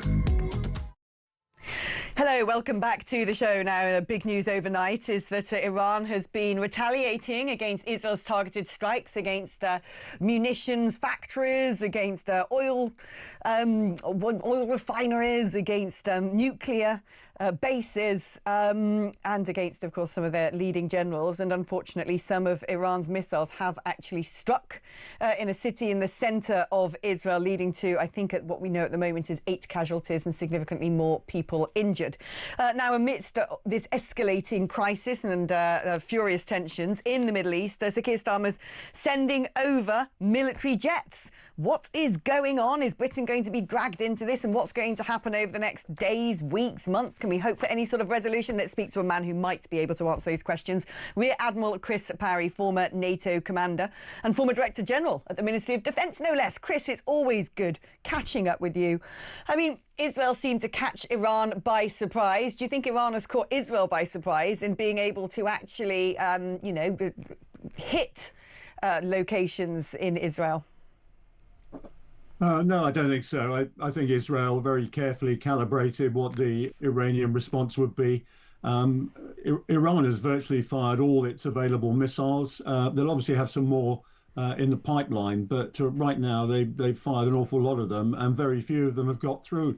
Unfortunately, some of them have, and they've killed all sorts of people, including Arab people as well. So it's pretty indiscriminate. As usual, Iran has been firing at residential areas to maximize the impact. That's to be expected from this vicious regime. And Israel is saying, well, we've calibrated what would happen. And right now, in this very much tit for tat sort of stage of the campaign, Israel feels as long as it can maintain its munitions levels, it can outsee Iran in this. Why have UK jets been scrambled to the region? Well, because we have sovereign base territories in Cyprus, and if we wish to maintain our presence there without being attacked, and Iran has threatened us and our people in the Middle East, we need our armed forces to protect them. And what do you foresee happening now over coming days and weeks? Do you think it's going to be a case of a bit like last time, that they fire a few salvos at each other and then down tools until the next time? Or do you think this is going to be sustained and begin to escalate? Well, I think it depends what happens. I think there's a very real possibility the Iranian regime may actually collapse. It's a very unpopular regime amongst its own people. Israel has tried to take out the nuclear facilities. I don't believe they have the capability to do that without the American capability. So the next best thing is to go for regime change. And I would expect the Israelis now to really put pressure on the regime and see if they can induce regime change, which I think will be welcomed by most of the population, and I would think all the Arab states in the Gulf. No, it would be fantastic. We all look forward to that particular day. So do you think, therefore, that this isn't necessarily going to erupt into World War III, that Israel's probably done a fairly comprehensive job in taking out military top brass, in at least putting back the Iran nuclear programme for a significant period of time, and that this has potentially been a very successful campaign? It only sort of tends towards World War III if outside powers get involved. China is a very close ally of the Iranian regime, much closer than I think most people in the free world know. And they also have a lot of assets in Iran. Quite a lot of their sort of production of manufactured goods goes to Iran. Quite a lot of their oil and gas comes from Iran. I think the other thing that could actually stimulate a wider conflict is if Iran tries to close the Straits of Hormuz to tanker traffic. The United States almost certainly would say, right, that's an international strait. You've got to maintain freedom of navigation. And the last time that Iran tried to do that, every single tanker was flagged American, and the Americans said, you dare attack us and you'll get the full weight of response. So I think those two things, if outside powers get involved and the Straits of Hormuz is shut. There's a third, of course, and that is if Iran starts conducting terrorist activity on a systemic scale across the world against the United States, United Kingdom, anybody else it doesn't like. So we're not beyond the brink as we speak. It still could go very much in the wrong direction. I mean, do you think Israel's made the right decision here? Do you think, I mean, French intelligence seem to believe that Iran was incredibly close to being able to develop nuclear warheads. There's sort of mixed signals going on about what their capabilities really are. Perhaps nobody knows, but the inspectorate themselves, the watchdog, were pretty concerned at the lack of cooperation with Iran. Do you think that Israel looked at the situation and thought, here's Iran, it's weakened, its proxies have been diminished. There were 60 days in which Iran was told it could go to the table and reopen the JCPOA, and on day 61, when they had failed to do so, Israel decided to take the opportunity to launch an attack. Do you think it was a good manoeuvre by Netanyahu? Yeah, I mean, Alex, when Obama and the rest of these clowns signed the JCPOA originally, everybody failed to notice that after 10 years, they said that Iran could have a bomb. And the fact of life is that was unsustainable. And if you think about it, you know, most of the crises in the world today were caused by Obama's inaction, whether it's the South China Sea, Syria, Ukraine, or anything else. So it was always going to happen. The Israelis have been monitoring very carefully within and without Iran what's been going on. The Iranians have been cheating, as you hinted. They were very close to getting a nuclear device. Now, the basic problem with Iran having a nuclear device is oddly not that they might use it.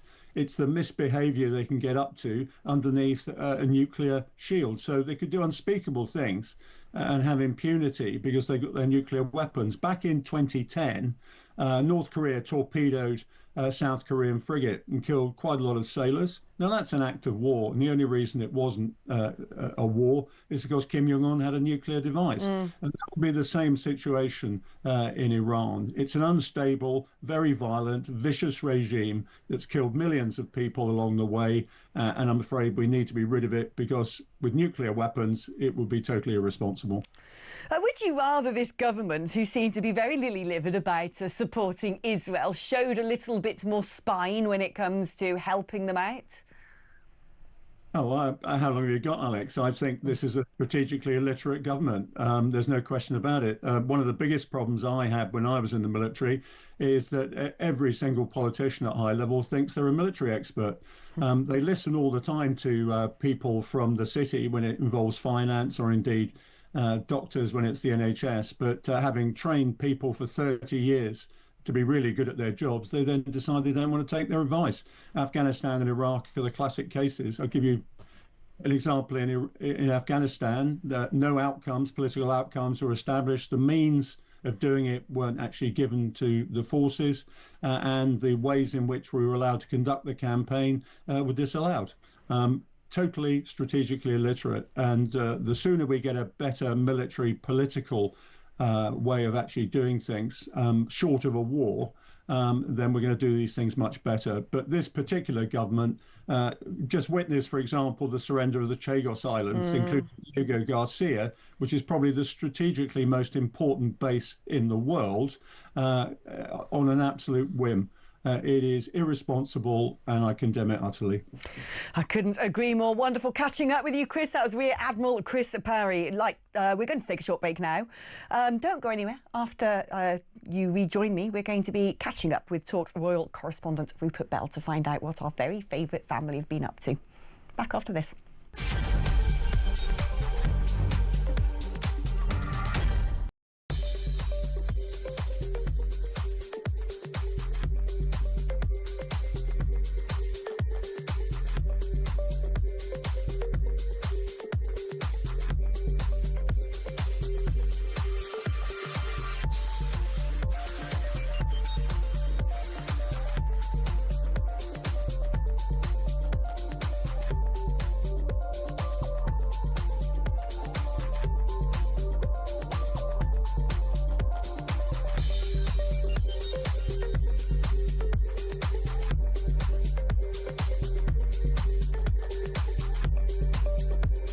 highly doubt their approach to smashing the gangs is going to bring the numbers down anytime soon, because there hasn't really been any smashing of the gangs happening whatsoever. It's very clear that their approach to this is to just move them, A, out of hotels and into social housing, private rented accommodation, etc. And also, apparently, the government is buying hotels rather than renting them, is buying them, and they're basically just going to rename them and say this is technically not a hotel, this is just a big house.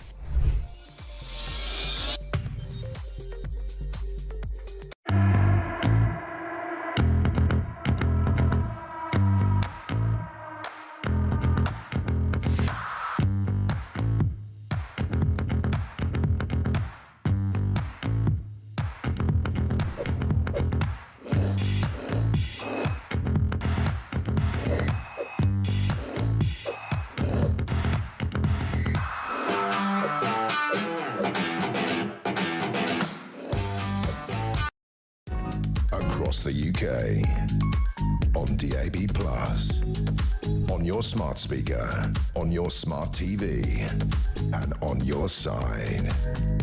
This is Talk. Hello, welcome back to the show, and hello, welcome to the show, Rupert Bell, who's Talk's royal correspondent. Good morning to you, Rupert. Good morning, Alex. Right, Trooping of the Colour was yesterday. Tell me all about it. Yes, well, the basic difference, I suppose, was they were the King instructed members of the royal family to wear black armbands in memory of the people killed in the horrific Air India air crash earlier in the week, sort of honouring the 53 Britons killed. But also, I think there is a wider element to it in that obviously India is a member of the Commonwealth, and the King is very mindful of his role as the head of the Commonwealth. But I suppose on a sort of showbiz element, well, we got to see Princess of Wales and the three children doing their thing. Louis trying to occasionally steal the show, but that's what he does. And on horseback, we had the Prince of Wales. We also had the Princess Royal. And bearing in mind, she's 75. The King was in a horse-drawn carriage. And remember, the Queen did that. And obviously, though, he is still going through his recovery from his cancer. He's still undergoing treatment. So probably it was felt prudent that he shouldn't be riding. He's 76.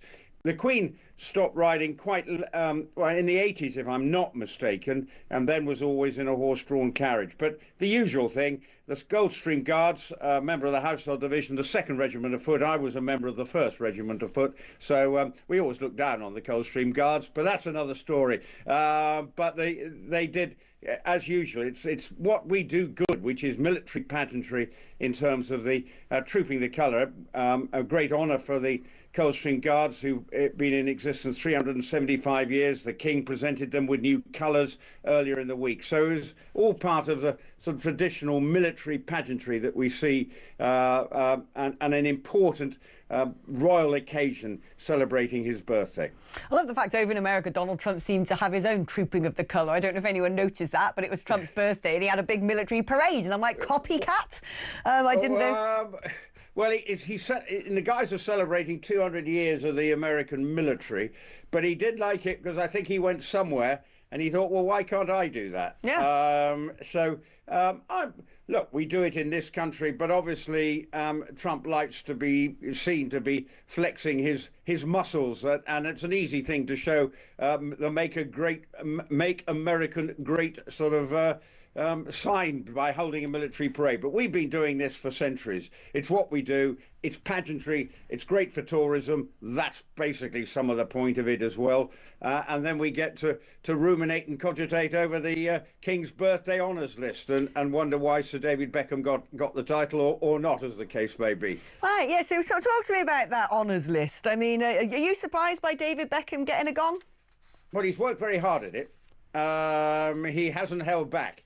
Look, he does get on very well with the King. He does a lot of work on behalf of the King's Foundation, and he has been a good ambassador in the main for Britain. His PR team are an example of how to do it, as opposed to the lot in California, whose PR team seems to put their foot in it at regular intervals. Well, they've all been sacked now, haven't they? Apparently. Well, they have. 6, I think, have gone from the quasi-royal household that they have there, from their communications department. But for David Beckham, he has been a masterclass of riding out sort of PR crisis in his life. Recently, obviously, with the World Cup in Qatar, he was an ambassador of that, and people saying, why is he doing that? But you've got to admire his way of going about his business. So I think, and his wife actually does a lot of good on behalf of the fashion industry of this country. So I think it's, all being well, it probably makes sense that he has got it. But it is a masterclass in making sure your PR is absolutely perfect, whereas the Montecito lot need to actually reevaluate. Whereas David Beckham, you think, probably does take advice. We know the Duke and Duchess of Sussex plough their own furrow, and anyone works for them basically has to do their bidding. I thought that William was looking very kingly yesterday. Well, yes, but that's what he has to, riding his horse and with his beard and looking very... It was quite a traditional look. Back in the day, all monarchs seemed to have beards. Yeah. And when it was fashionable, if you go back through time. So there was a sort of throwback look from Prince William yesterday when he was at the Trooping of the Colour. But and obviously, in time, he will be the main man. So this is something that he will have to be doing, and he was riding. So for George, you better get to learn to ride, because it'll be your turn next. So, but I'm sure there are plenty of opportunities for him to get riding lessons in Windsor Great Park. Now, a little factoid I didn't know about Trooping of the Colour that I've just read here is apparently the Red Arrows were using sustainable fuel and vegetable oil. Who would have thunk it? Doesn't the King's car, his Aston Martin or something, operate on red wine or something bizarre? No, I think it's vegetable oil. Well, it's sort of, and I've read Arrows, presumably they have to have quite a lot. But actually, I suppose that's quite a good thing, isn't it? I mean, they are a spectacular sight to see. And obviously, you may be technically. I'm not a scientist. You may have caught me on the hop of the sort of merits and how you produce this stuff. But if the Red Arrows are sort of flying the flag in that respect, then as long as it still looks the same, I don't care how the planes are fueled. Just get on with it. If it's cheaper, then fair play to them. But they are a spectacular part of our military pageantry when they go and do their stuff. Oh, Rupert, thank you ever so much for that update. That's Rupert Bell Talks royal correspondent. Right, I'm going to do some of your messages now. That was the one for Rupert Bell. Isn't he good? Didn't realise he'd been in the forces himself. There you go. You learn something every day. Hi again, Alex. I know Dominic Cummings is a Marmite figure, as Chris said, but I always called him Boris's brain. If you remember, it was only after Boris got rid of him that he became completely helpless and made one mistake after another until he had to go. I honestly believe had Cummings remained, then Boris would have at least lasted a full term. There's been a lot of sort of speculation about who was taking the photographs out of the windows that were showing some of these lockdown parties. So perhaps Cummings himself might have facilitated the departure of Boris. Who knows? Morning, Alex. They are rape gangs, pure and simple. The grooming is the first phase. Once that has been completed, they then move to the second phase, the raping. They are rape gangs, period. That's from John in Rugby. Alex, I would trust the Americans to do the inquiry over this establishment. What, should we get them in then? Get some US cops in to sniff around what went on? Vance would probably be up for that. I reckon if you got on the blower to old JD and said, all right, mate, do you want to send some cops over to investigate our rape gangs? They'd probably be like, all right, then. Finally, you're doing something about it. Great. Alex, thinking on the grooming business, could not marriage arrangements, etc. of minors in other religious cultures also be looked upon as grooming? Well, yes, it's also illegal. You can't marry a kid, except I think many get shipped off to foreign countries to do just that. And again, blind eye because of cultural sensitivities. Mark in Coventry says, Alex, the reason Starmer is allowing a grooming gangs inquiry is because he knows his days are numbered. So he's going to bring down others with him. Well, there you are. It'd be interesting to see, actually, if anybody who is in the Labour government who might have once been at a local authority and has accelerated up the ranks will be named and shamed in any sort of inquiry. Interesting to see. Tony says, Iran has hypersonic missiles and the UK has none. Look out, Cyprus. This is Tony saying that we mustn't go to Cyprus because it could all be kicking off over there. There you go. He's given us a bit more information as to why Cyprus could suddenly become a hotbed of military activity. This inquiry has only been commissioned because of the contents of Baroness Casey's audit. Starmer has been forced into this U-turn. He did everything he could to avoid it. This is a case of mitigating the damage to him from the national audit. Make no mistake, as the Director of Public Prosecutions, when so many children were failed, the buck stopped with him. Starmer, Jess Phillips and Labour will now ensure that the inquiry will be delayed, derailed, fudged, whitewashed and interfered with until it finds nothing. So do not get hopeful or excited. Louise's message to say, Alex, those disgusting things aren't beans, they're legumes, to give them their real disgusting title. I like the fact that I've got a lot of baked bean haters messaging in moral support for my position that they don't belong anywhere near a full English breakfast because they are vile, they are the creation of the devil. Why the hell is this government always getting involved in other countries? Beep. Jeopardising the British people. They need to sort out the beep in this country, such as the knife crime epidemic that is killing a lot of young people here in the UK, says Sharon from Staffordshire. Well, look, while I have some sympathy to that, when it comes to, you know, taking out Iran, I'd be more than happy for us to go and join Israel in the skies in doing that, because I think it's a very important job. Iran is a monster. It's the biggest supporter or sponsor of global terrorism. It actually creates an unstable world all the time. It is, of course, supplying weapons to Russia to continue the war in Ukraine. It messes about with, you know, the Houthi rebels disrupting cargo flows, which is part of the reason we have global inflation. Also a part of the reason why we had a cost of living crisis. I mean, Iran are just bad people. If Iran were gone, if the regime is toppled in Iran, the world instantly, overnight, becomes a far safer place. So watch this space, because Chris Parry seems to think that that could be on the cards. Certainly Netanyahu has suggested to Iranians now is time to rise up, the opportunity to replace your mad theocratic tyrannical regime. The time is now, so get on with getting on, and I hope they do. Why the hell is this government... Oh, there you go, just read that one.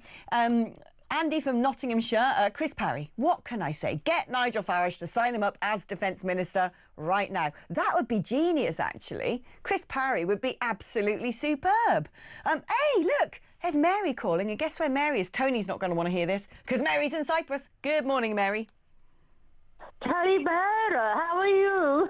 I'm very well. How is Cyprus? Are you worried Iran's going to go and chuck some kinetic force in your direction?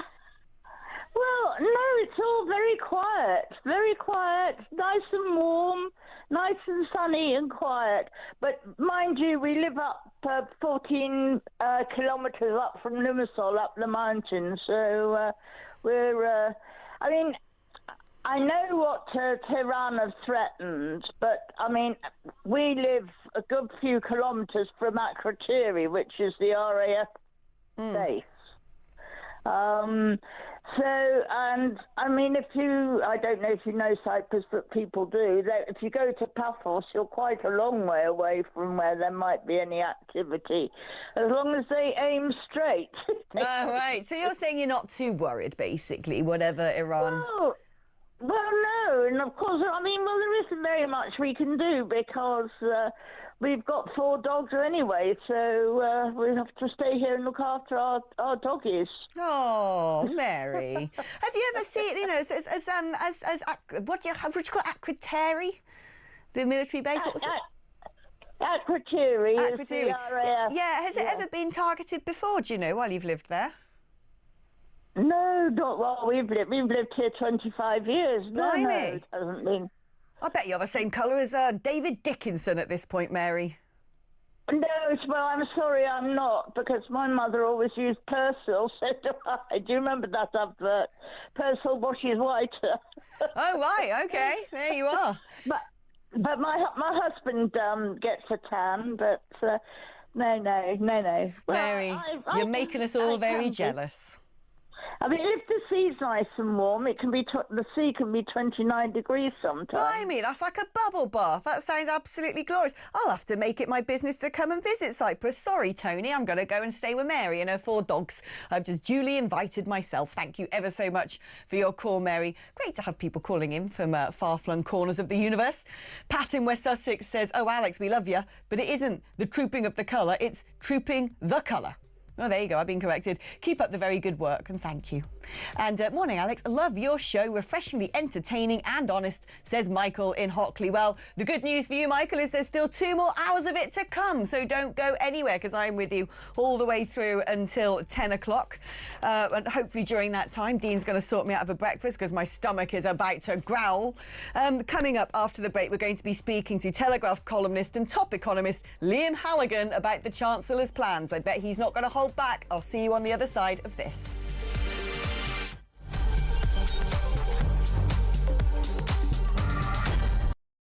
How much, ladies and gentlemen, are fish and chips where you come from? We'll go to Jason in Crewe.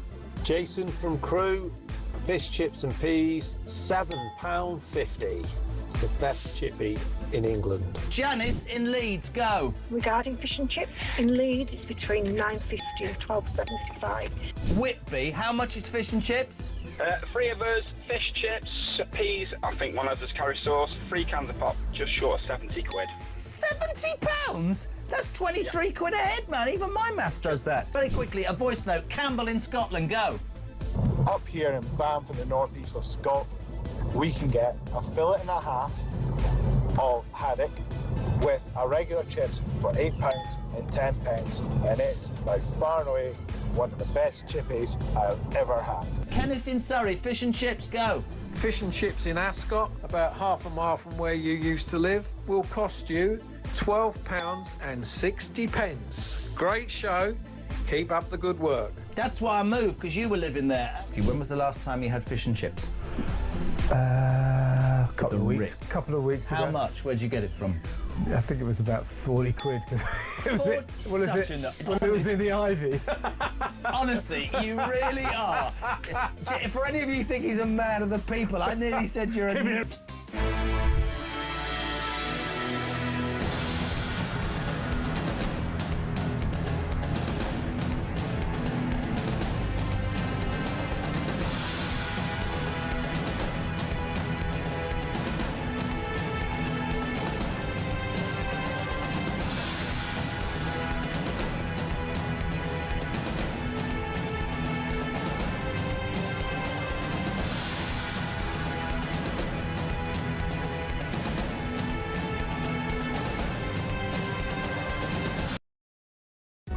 Across the UK, on DAB+, on your smart speaker, on your smart TV, and on your side.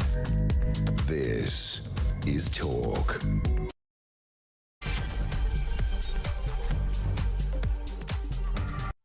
Hello, welcome back to the show. 2 hours down, 2 to go, and I'm still no closer to having that full English breakfast. I'm telling you, I'm utterly, utterly famished. I'm going to need some sort of aid package helicoptered through the window of Talk Towers soon if I'm going to survive another 2 hours chatting away on air. Thank you for your moral support and keeping me entertained for the last 2 hours. And please do stay with me because there's so much more coming up. And some really interesting messages just come through. First of all, Steve from Cambridge says that I look like a baked bean. Thank you. He says, I love beans, and today you're dressed as a baked bean in that dress. Less cheek from you, Steve, in Cambridge. I'm going to go with, what do you think, carrot instead? Hi, Alex. I'm Gavin from Powys in South Wales. Now, this is an interesting message. Last week, Powys Council have agreed to house asylum seekers, illegal migrants, in the new council houses they're going to be building. The contract is for a 10-year period. Only after 10 years will UK citizens from Powys be able to apply for those houses. That is disgusting. That is really disgusting. And, you know, I love Paris. That is one of the most beautiful places on planet Earth. It's just so gorgeous. But why on earth do these sort of remote Welsh communities have to have these illegal migrants who are going to be put in houses? What are they going to be doing in the middle of Wales? And I just think it's disgusting that all these people who are breaking into our country, other countries, right? You cross their borders illegally, you enter the country unlawfully. And if you're lucky, you might get some jail time. If you're unlucky, you'll probably get a bullet in the back of your head. Here, you break into the country illegally, you get a house in a beautiful part of Wales. And so denying a Welsh person from being able to get that social housing. It makes me sick to the back teeth. I'm going to look into that one, Gavin, because that's a real shocker. Right, now talking about a real shocker, Rachel Reeves, there we go. She's announcing plans to build the Britain people need with a 10-year infrastructure strategy. It's going to be launched next week. £725 billion worth of investment to modernise transport, housing, energy and public services, driving growth, creating jobs and restoring pride in communities. Really? Let's speak to Liam Halligan.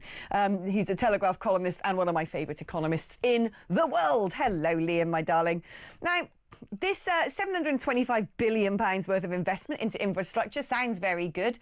Does it amount to much once it's all dished out?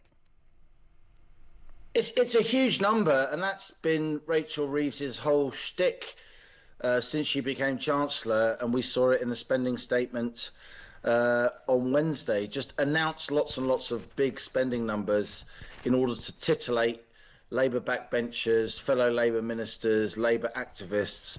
But I have to ask, and I don't want to sound like Scrooge, it's midsummer rather than deep midwinter, but I don't see where this money is going to come from. This fantasy economics, and actually we're at the point now where financial markets are really spooked by Rachel Reeves. They think she's,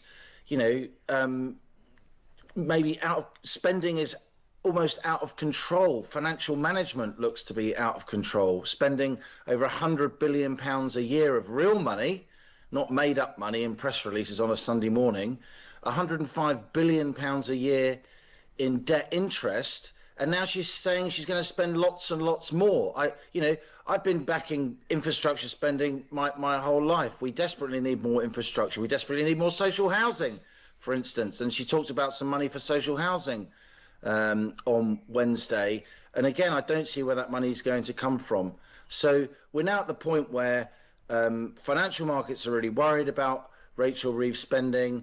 The cost of government borrowing is way higher than it was at the height of the Liz Truss mini-budget crisis, way higher. And if she keeps just announcing more and more spending, she just spooks the markets even more.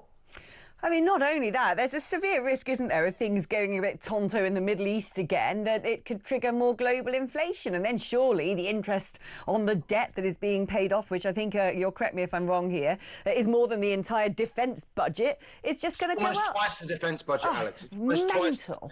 What can we actually do about that? The budget is about, the last full year, the defence budget was 57 billion, right? The last financial year, April to April 25, debt interest was 105 billion. So it's getting on for double. And that is just the interest. That's not even beginning to pay down the debt. Just the interest. Just the interest. Crazy times. Is there anything we can actually do about that? I'll come on to the price of oil in a minute, because characteristically, and you don't look like a baked bean. You look very nice this morning. So, we'll come on. Characteristically, you've put your finger on something there. The oil price. We'll come on to that. But here's a stat for you. Strap yourself in. Even if Labour made all the spending, all the savings from its welfare reform bill, right, which of course it won't, because it's backed away from trying to slow down the rate of growth of welfare spending, because obviously Labour's backbenchers and activists have gone completely nuts. Even if it made all those welfare savings that Keir Starmer and Rachel Reeves have talked about, which they're now backtracking from, about £5 billion a year, that would pay the debt interest for a fortnight. For a fortnight. So there we are. That's so gloomy. Yeah, well, I'd rather be gloomy than wrong, Alex. When you're looking into these things and put them in context, you suddenly realise because the political and media class in this country is allowing us to sleepwalk off the edge of a cliff with these debt interest payments. They are absolutely huge. The UK's national debt is uniquely vulnerable. Why? Because so many of our gilts, so much of our government debt is linked to inflation. It's what we call index linked. So as inflation goes up, those debt service costs go up with inflation, not with CPI, but with the retail price index, which is a lot higher, right? And then the debt interest payments spiral, right? And I want to say that because now we're going to talk about the price of oil. You're completely right. Lots going on in the Middle East, lots of turmoil, lots of scope for the oil price to go up. A lot, it seems to me. It's actually come down quite a lot so far this year. It's down about 20% since the start of the year before this latest bout of Middle East turmoil. It's now starting to go up again because of all the argy-bargy, if you like, in that often, unfortunately, unstable part of the world. And as the oil price goes up, headline inflation will go up. Those debt interest payments will go up. No other G7 country has a quarter of its debt linked to inflation, right? Most G7 countries, it's about 5%. So stick that in your pipe and smoke it, Rachel Reeves, if you even knew that fact. What could be? I mean, look, when you look at G7 nations and the debt to GDP ratios, we're kind of mid-league, really, aren't we? I mean, is America like 140% or something wild? Yeah, but America's out on its own. America has the world's reserve currency. Right. Yeah, America will look after itself. Don't worry about America, because America can print hard currency, right? America can print dollars, and the world demands dollars. But you're right. We're roughly, where the French are. We're more than the Germans. We're less than the Italians. But, Alex, it's the fact that so much of our debt is linked to inflation that really worries me. Plus, we run what we call massive current account deficits every year. We have huge trade deficits. And I'm afraid that does make us vulnerable. And look, even if we do avoid a sort of 1976 style meltdown, you're far too young to remember that. I actually remember that, and some of your talk listeners and viewers will remember that too, when we went cap in hand to the International Monetary Fund, when a Labour government spent too much of other people's money. And the markets, we used to call them the gnomes of Zurich back in those days. I'm sure you're not allowed to say that these days, so I'll just say it again, the gnomes of Zurich. Faceless traders, investors, these are massive insurance companies, sovereign wealth funds, pension funds. They lend governments around the world serious money, and they start to get antsy about particular countries. But even if we avoid that 1976 style meltdown, which was sort of Britain's economic Suez and led to a lot of macroeconomic costs in the years that followed, even if we avoid that, 105 billion quid a year on debt interest. I mean, let's talk about the morality of that. A lot of people in politics say, oh, if you don't just want to spend more money, then you're immoral. Just spend more money. How about the morality of spending more on debt interest, Alex, than we do on schools? Yeah. How about the morality of that?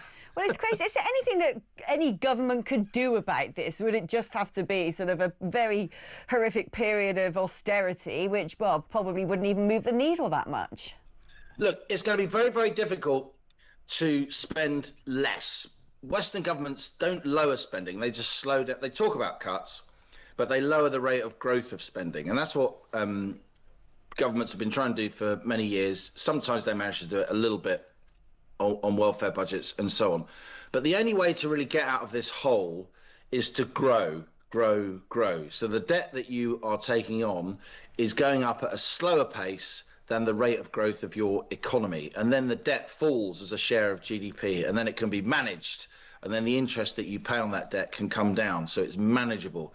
When Tony Blair took over in 1997, Labour weren't as ideologically left-wing then as they are now, so they didn't do as much massive spending. Gordon Brown tried, but the Blairites reined him in. But the important thing is that debt to GDP was just 40% of GDP. Wow. It's now nearer 100, as you know. And the way we're going to get out of this is to grow. The danger we're in is that we're in a sort of low growth, high debt, high borrowing doom loop. So, the economy is not producing as much tax receipts as Rachel Reeves thought it would, and yet she's spending a lot more money. That's why her borrowing is much higher than she thought it was going to be. That's why we borrowed 150 billion quid in the last financial year, April to April. But when Labour took over, the official forecast for borrowing was 87 billion quid, right? She borrowed, getting on for twice as much as the forecast when Labour came in. And if you can grow, though, then you can hopefully shoulder that borrowing. But Labour, faced with a fiscal shortfall, faced with not enough tax receipts, faced with public finances that are getting weaker, what will they do? They will do the only thing they know how to do. They will raise taxes even more, even though we're currently at a 70-year high with our tax burden. What I would say, Alex, and some people will laugh at me, we actually need to lower taxes.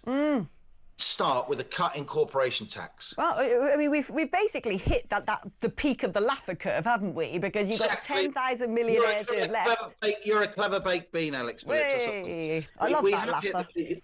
We have hit the peak of the Laffer curve. The Laffer curve, as many of your many of your talk Oh, TV... don't do that! Don't do that! We don't name them, do we? That awful other organisation to whom we were once connected. It's the 4th anniversary. Maybe we can talk about that another time. As many of your viewers and listeners will know, the Laffer curve is the idea that as the tax take goes up, as the tax rate goes up, then tax revenues go up. But you reach a point where, when you put tax rates up even more, revenues go down because you just crush enterprise. People leave, people stop doing anything. And that's what we're seeing now. Is it 10,000 millionaires who have left? Something insane. That's one sort of physical embodiment of the Laffer curve. People just move out the way when you keep, firing your tax stun gun. Right. And, capital gains tax, Rees put that up by 4%, a lot less capital gains tax revenue. Funny that, because people don't sell stuff or they find ways to avoid paying it. Yeah. Illegally avoid it. But when George Osborne did a lot that was wrong, but one thing that he did what was dead right, he lowered the corporation tax rate gradually from 2010 to 2017, from 27 to 19%. And as he lowered that headline rate of corporation tax, Alex, not only did it send a signal around the world that Britain is open for business, that we're not a bunch of high tax status numpties, we're actually a highly enterprising economy full of really smart, energetic people, which we are, by the way, with great technology, with fantastic universities, with some of the best entrepreneurial vim in the world. But when you're being, taxed so much, that goes. And as Osborne lowered the rate of corporation tax, to his credit, over those years, guess what? Corporation tax receipts went up a lot. A lot. That was the Laffer curve in action. They went up as a share of GDP in particular. And that's what we got to do. We got to signal that we're not just going to keep taxing and taxing and taxing and taxing. Where end, Rachel Reeves, you are going to drive this economy off a cliff. She's doing it. We're almost Thelma and Louise off that cliff at this stage. Do you know what? When I was in America for inauguration, I actually met Art Laffer. I didn't realise he was still with us. Can't we just nick him and bring him over? Yeah, he is around. I mean, he was around in the era of Reagan. So, we're talking early to mid 80s. Not a surprise, because of course in the 70s, and we are going back to the 70s, not in a good way. I'm not talking flares and spangles and great kids TV. I'm talking inflation, economic stagnation, overly powerful trade unions. You want to get your head around the employment rights bill that's going through Parliament. Oh gosh, that's going to be a nightmare. I write about that in my Telegraph column today, my economic agenda column in the Sunday Telegraph, and also on my When the Facts Change Substack. Be sure. There you go. Cheeky little pluggaroo there. Be sure to subscribe. But Art Laffer was around in the early 80s, and he met with Reagan, staff, and the American economy was really statist back then, like ours was as well. And he got a napkin and he drew this curve, right? And it wasn't a massively original idea. If you look through economic literature going way back, the idea that if you raise tax rates too much, in the end, the revenue falls. It's a very instinctive idea. Yeah. But what Laffer did, and it's all about timing, isn't it? He just coined the phrase. He got the idea in front of the right person at the right time. It fitted. It was deemed to work. And so, that was that kind of intellectual nuance. It really launched, a whole new era in global economic history. The UK, the US adopted it, the UK adopted it for the most part. And so we moved away from a situation where the state was just out of control. And I think we are now at a point, this isn't a particularly ideological point. We need a welfare state. We need social housing. Last book I wrote was all about why we need more social housing, right? Yeah. As you know, among other things. So I'm not against the state because I'm against the state. I'm against the state at this point because it's too damn big and it's crushing everything else. Yeah. When Blair took over, again, the state spending was about a third of GDP, 33% of GDP. It's now 45% of GDP and rising. And rising. And things are worse as well. The public services are worse. Everything's just not as good as it used to be. When something's so massively statist and bureaucratic, it's deeply inefficient. Public sector productivity is through the floor. Everyone's working from home, massive sick leave, all these perks in the public sector because there's no management. Yeah. There's management.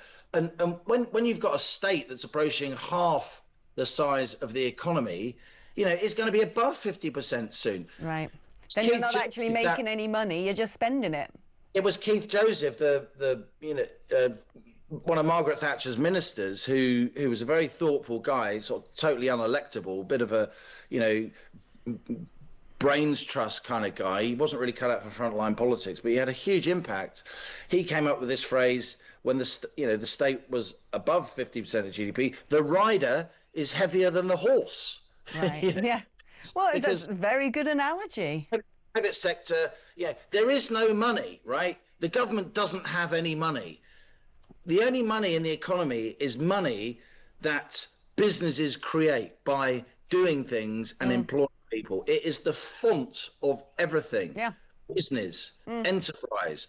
If you crush business and enterprise, as Labour keep doing, because ideologically that's what the bag they're into, you will make people poorer. You will make country poorer, and in the end, financial markets will stop lending to your country. You'll drive the economy off a cliff. Inflation will spike. The currency will plunge, and lots of ordinary people, Alex, will look to those of us in the political and media class who are meant to be very clever and making all the decisions. They will say, really? Again? Yeah. Again? Oh, Liam. Well, why can't you just be Chancellor? That's what I want to know. The wonderful Liam Halligan, ladies and gentlemen. Isn't he just the greatest economist? He just gets it so simple, doesn't he? Just gets it straight down the line. Makes me understand a lot of it. Oh, nice mug there, Liam. Right, OK, now before we go to break, I should really say Happy Father's Day. Thank you for reminding me, Dean, because I totally forgot, as I am prone to do. So a special shout out to my own dad, Johnny, because he's the greatest dad on earth. And this is why he's so great. Not only did he teach me how to do cryptic crosswords, something we still enjoy to this day over a good glass of red wine, often washed down with an Armagnac, he's also the sort of dad that would drive through the night at 3 o'clock in the morning to come over to Belgium when you've absolutely destroyed your ankle, drunk in high heels on the cobbles of Belgium, and be there for you before they put you under general anaesthetic and fill your leg with metal, and then push you around in a wheelchair for a week afterwards as you start to recover. That's the sort of dad my dad is. He is the greatest dad on earth, and I love him so much. So happy Father's Day, Johnny. And happy Father's Day to all you other dads out there. Right, we're going to take a short break now, but when I come back, it's time for the big ding-dong. It's going to be our head-to-head. I'm going to be joined by Gawain Toller, former advisor to Nigel Farage, and Mike Indian, journalist and commentator, as they're going to tear chunks out of each other discussing today's news and views. That's coming up after this.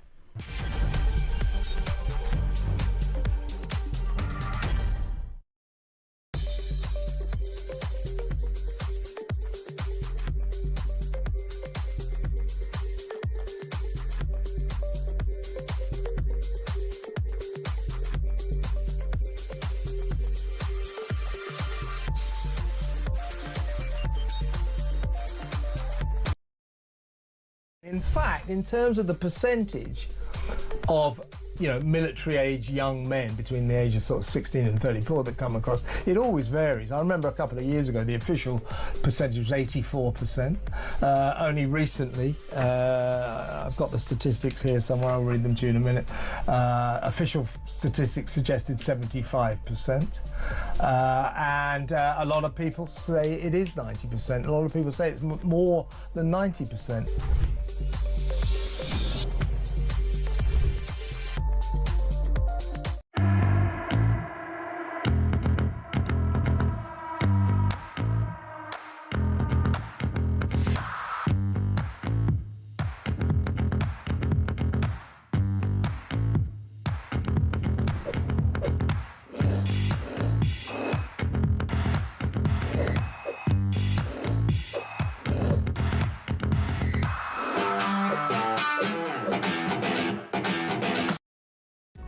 Across the UK, on DAB+, on your smart speaker, on your smart TV, and on your side.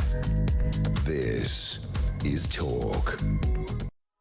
Hello, welcome back to the show, and I finally have supporters now to take over the reins while I have a micro nap, except I hope I don't have a micro nap because this is going to be charismatically violent, I hope, in its delivery. And it's tired. I really need sleep. I can't even string a sentence together anymore. Anyway, it is time for this. Head to head. Grace just said, "What is that?" looking at my pen. Do you not like it? It matches my dress. It does match, sure. The thing is, I always lose pens in handbags because women's handbags are full of so much class. Lose that. That's extraordinary. That thing you can see from outer space. So that is. Is that a sunflower or a sun? Or I don't even know what it is. I don't think it knows what it is either. I think it looks very happy. It is very happy. It's not particularly ergonomic. It's so heavy that it's sort of like it's so weighted down with its own stuffing. But it's quite soothing, squeezing the petals. Anyway, I am so sleep deprived. I have genuinely gone mad. Hello, darling. You squeezed any petals today? Right, so here we go. I don't know what's going to happen now. Shake hands. Start off gracefully and nicely by liking each other, please. We always do. We always do. Yeah, absolutely. Yeah. Right. Keep it civil. Keep it civil. No, don't. Right, off we go. Let's talk about this Sun exclusive. Channel migrants are queuing for cash-in-hand jobs. £260 billion is the value of the illegal economy. This is no surprise to everyone. This is going on for decades, whether it's hand car washes, whether it's dodgy nail salons, whether it's, some vape shops, souvenir shops, barber shops. The Deliveroo, Uber, a lot of it. Definitely Deliveroo and Uber. But the car washers of North London funded the terror campaign in Sri Lanka for years. This sort of criminal enterprise has been going on forever, and it does two key things. It undercuts legitimate workers, legal workers, British workers, and it funds all sorts of stuff that we are very, very concerned about. It funds not just the gangmasters, but it funds all sorts of criminal enterprises. I wouldn't be at all surprised if much of the funding that goes to get the people crossing the channel in the first place is coming from the illegal work that is created and the profits out of that. So it is a vicious cycle, both for the taxpayer, for the ordinary worker, and for the exchequer. And yet there's so much, isn't there, Mike, when you go to any town, any city, they're just everywhere. And I wonder where is, Border Force or whoever, going around saying to the nail bar, right, are these people here legally? No, they're not. You're going to be shut down. They had this little spate a while ago when they shut down about 60 Turkish barbers, which is about the amount of Turkish barbers there is in Divisive alone. But it's just not enough, is it? I'm just waiting for Keir Starmer to do that social media clip of him leading a raid on his local car wash in North London here, as well as part of Smash the Gangs prize. But quite right, look, we have this long, this long trend of criminal activity, which obviously has some roots in the UK, and these are complex enterprises, and without cross-border, complex, multi-purpose law enforcement stuff, it's not going to tackle the issues of illegal migration as well. And a lot of these will be remittances sent back to their own countries, and a lot of these will be ill-gotten gains transferred into other things as well. How complex an exercise is it to go down the hand car wash and go, right, you guys, where's your passports? We want to see your visas. Well, the question is, are you actually dealing with the people who are setting them up as well? Because, you may deal with the people who are there, and then you may deport them, but, That doesn't mean you don't. I'm sorry, we can't get Al Capone, so we won't actually deal with any of his thugs. No, you deal with the thugs too. You deal No, with, I didn't say that, to be fair, And, but yes, you are right. These are complex things where the command and control of these organisations stretches across borders. I 100% agree. However, we're an island. We can cut those links. We can stop people coming. We can, if we so desire. And if we crack down on the illegality and those people employing them, then we can have a significant impact on it. We won't 100% stop it, no, but we can have a major, major impact on it. And it's all part of the disincentivising illegal immigration. Why isn't this government or the previous governments actually, dragged someone like Uber or Deliveroo into, a session in Parliament and said, why are you constantly infringing on the law? Because I have seen. Why are they not held accountable? Not that long ago, I ordered an Uber. The Uber finally arrived, just not in Westminster, and then I noticed that Mohammed was wearing a face covering because that's an interesting name for a woman, was Mohammed. But Mohammed, and she got lost. He drove around in small circles. I was not entirely sure if he knew how to drive. And that was Uber. That was not, which is much more closely controlled. I've had a similar thing. I once ordered an Uber. Something turned up outside my front door, and I was like, "Oh, great! There's my Uber." When I got into the car, there was someone loudspeaker on the phone talking to somebody, and then I get in the car, and then the phone call ends, and then we set off down the road, and then they go, "Where are we going?" And I'm like, "Excuse me."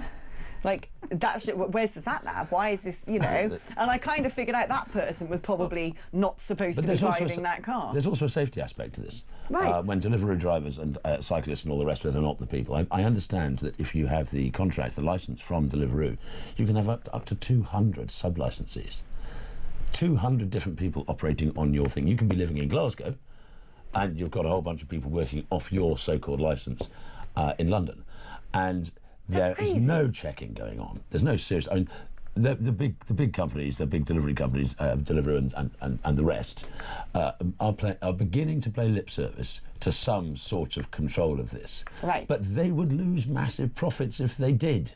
If they took it seriously, they would lose profits. These are big, big operations. Do you think a way around this, where you've got all these young men who have come over the channel, who are sitting around in hotels, soon to be social housing, doing NAFL because they're not allowed to work? Do you think a solution would be to sort of prevent them going out and being delivery drivers or looking for work on building sites or whatever it may be, that actually we should potentially give them menial jobs? We constantly say, oh, Brits don't want to do that. They don't want to pick up litter on the streets. They don't want to clean public toilets. They don't want to go and work on farms. Perhaps if there's, young, healthy men, more than physically capable, we should say, we're giving you a lot, we're putting a roof over your head, we're giving you food, this is what you can do in return. It's all about where we house them as well, and the fact the government is committing to stop housing migrants in hotels is a great thing, but where are they going to go? Well, exactly. And of course, this is all part and parcel of a bigger problem, that we don't have a joined up immigration system, in the sense that, yes, we've got the new Border Force Command, yes, we're stopping housing migrants in hotels. The breakdown happens in between, though. It happens between people coming over on the boat, claiming asylum, or arriving at a safe port and trying to come to the UK. There's, the backlog is astonishing, and the illegal migration is only a small part of the 400,000 people we saw coming to this country, which has halved in the last year, thanks to what the previous government did.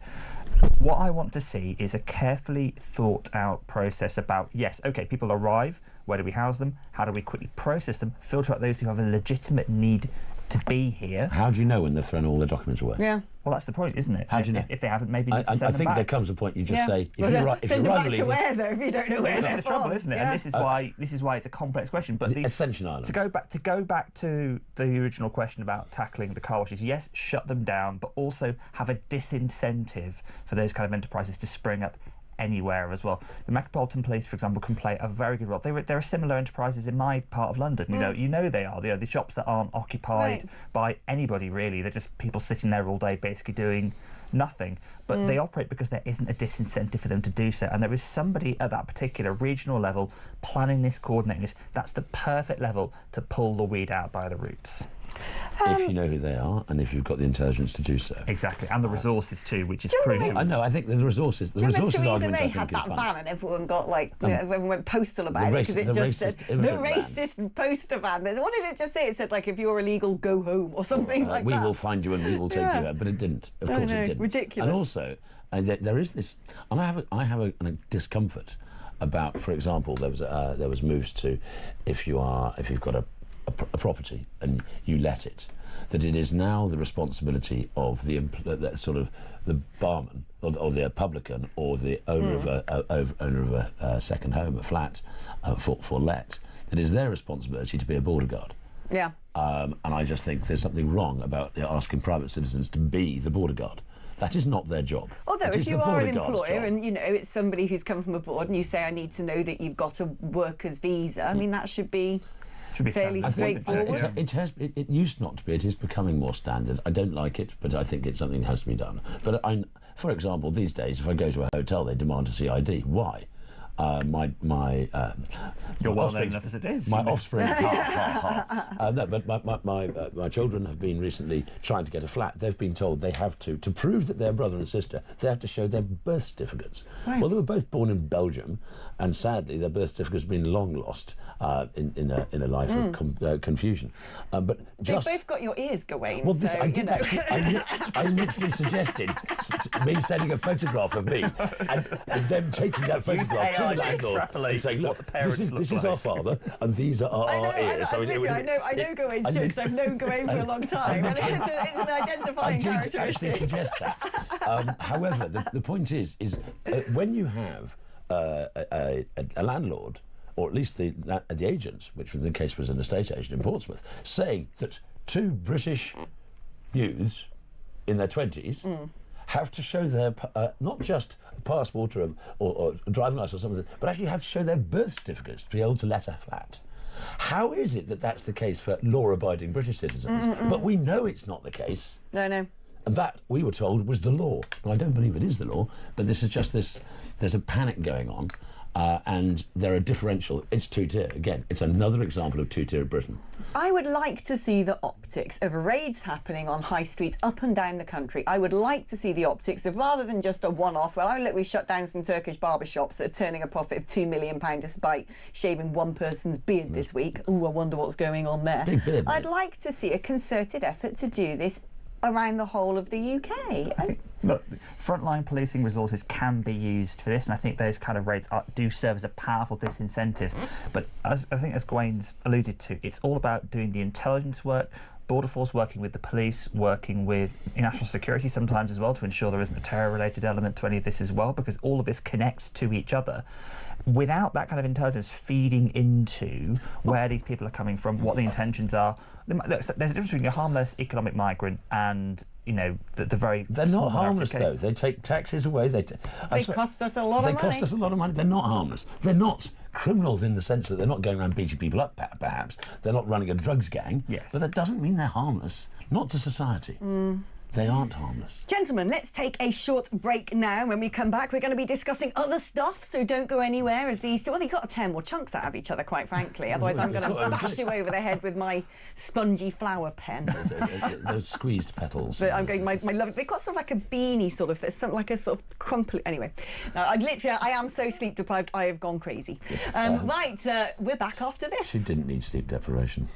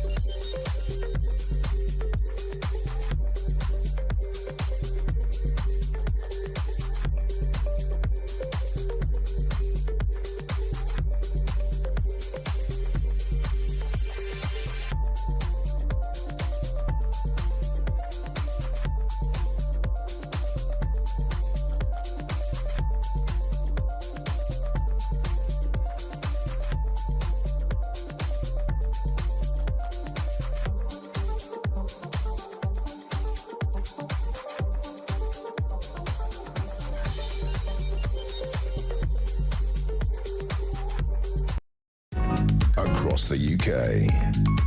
On DAB+, on your smart speaker, on your smart TV, and on your side. This is Talk.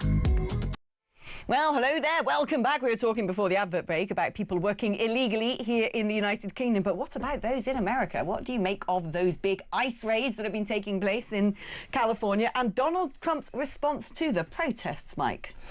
It's deeply troubling, I think, to see the National Guard deployed on the streets of Los Angeles. California Governor Gavin Newsom has been very clear that he doesn't support this. But for a lot of Trump's base, this will look like tough action as well. But it looks to me like the US police forces are already, militaristic in many aspects of the hardware they have, the tactics they employ. Having the actual military on the streets does send a message to one part of the Republican base, but California's consistently leaned Democratic. It's not going to win him any friends among that particular constituency, one imagines. Well, hold on. If he stops the riots, and he stops people's businesses and properties being torched by the rioters, by the people who arrive there, fly their flag, and then demand to actually... I don't know. I would find it very strange if to have... And even if I was on the Democratic side of the argument, I wouldn't be happy with a bunch of people with Mexican flags and torching houses. And then if you bring in the National Guard as a statement of intent, because most of the policing is still being done by the police, the National Guard are there as a backstop, then, if it means that this stops, if the mass of illegal migration stops, if there's a turnaround in that, if there's an understanding that things have to change, then maybe it might just work. It's a fascinating counterpoint to January the 6th, given everything that happened around that, to now see Trump promoting civil order on the streets of an American city. But as you said, statement of intent are the key words there. So say, for example, the police backed up the National Guard, the riots quell, the National Guard go home, the riots then start up again. The issue then becomes about consistent policing of these areas as well, and you cannot rely on soldiers to do that in a civilised democracy. That's tantamount to military junta rule in a way. No, it isn't. Gavin Newsom is desperately trying. He's supposed to be a shoo-in for the next Democratic contender. Who knows who that will be? I know, it's a long way out. But Gavin Newsom has showered himself in glory over the fires in California and the destruction of the cities.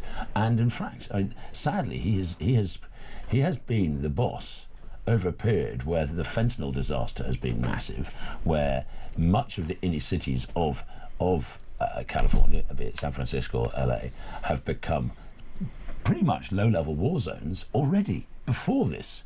And now we've got the riots. Newsom is desperate for it to become something it isn't. Perhaps what Trump has done is send a very clear signal that this is my mandate. I said I was going to do this. This is within the law of deporting all of these people, and I will not tolerate activists trying to stand in the way and causing disruption on the streets. Trump, you're right, Trump is, I think, this is symptomatic of his second presidency. It's a much more confident series of moves that he's executed so far as well. And I'm fascinated to see how he keeps that momentum going, because at the moment we seem to have this sort of, 90-day rolling tariff deals with China. We seem to have these staged showdowns with world leaders. These are big set-piece things, but ultimately, if these riots are still happening in 2, 3, 4 years' time, and it's happened in spite of the deployment of US National Guard, and yet, let's not forget that Trump's just held a little birthday military parade for himself as well. I saw that. Washington DC as well. Conveniently, convenient trumping of the colour. Very good.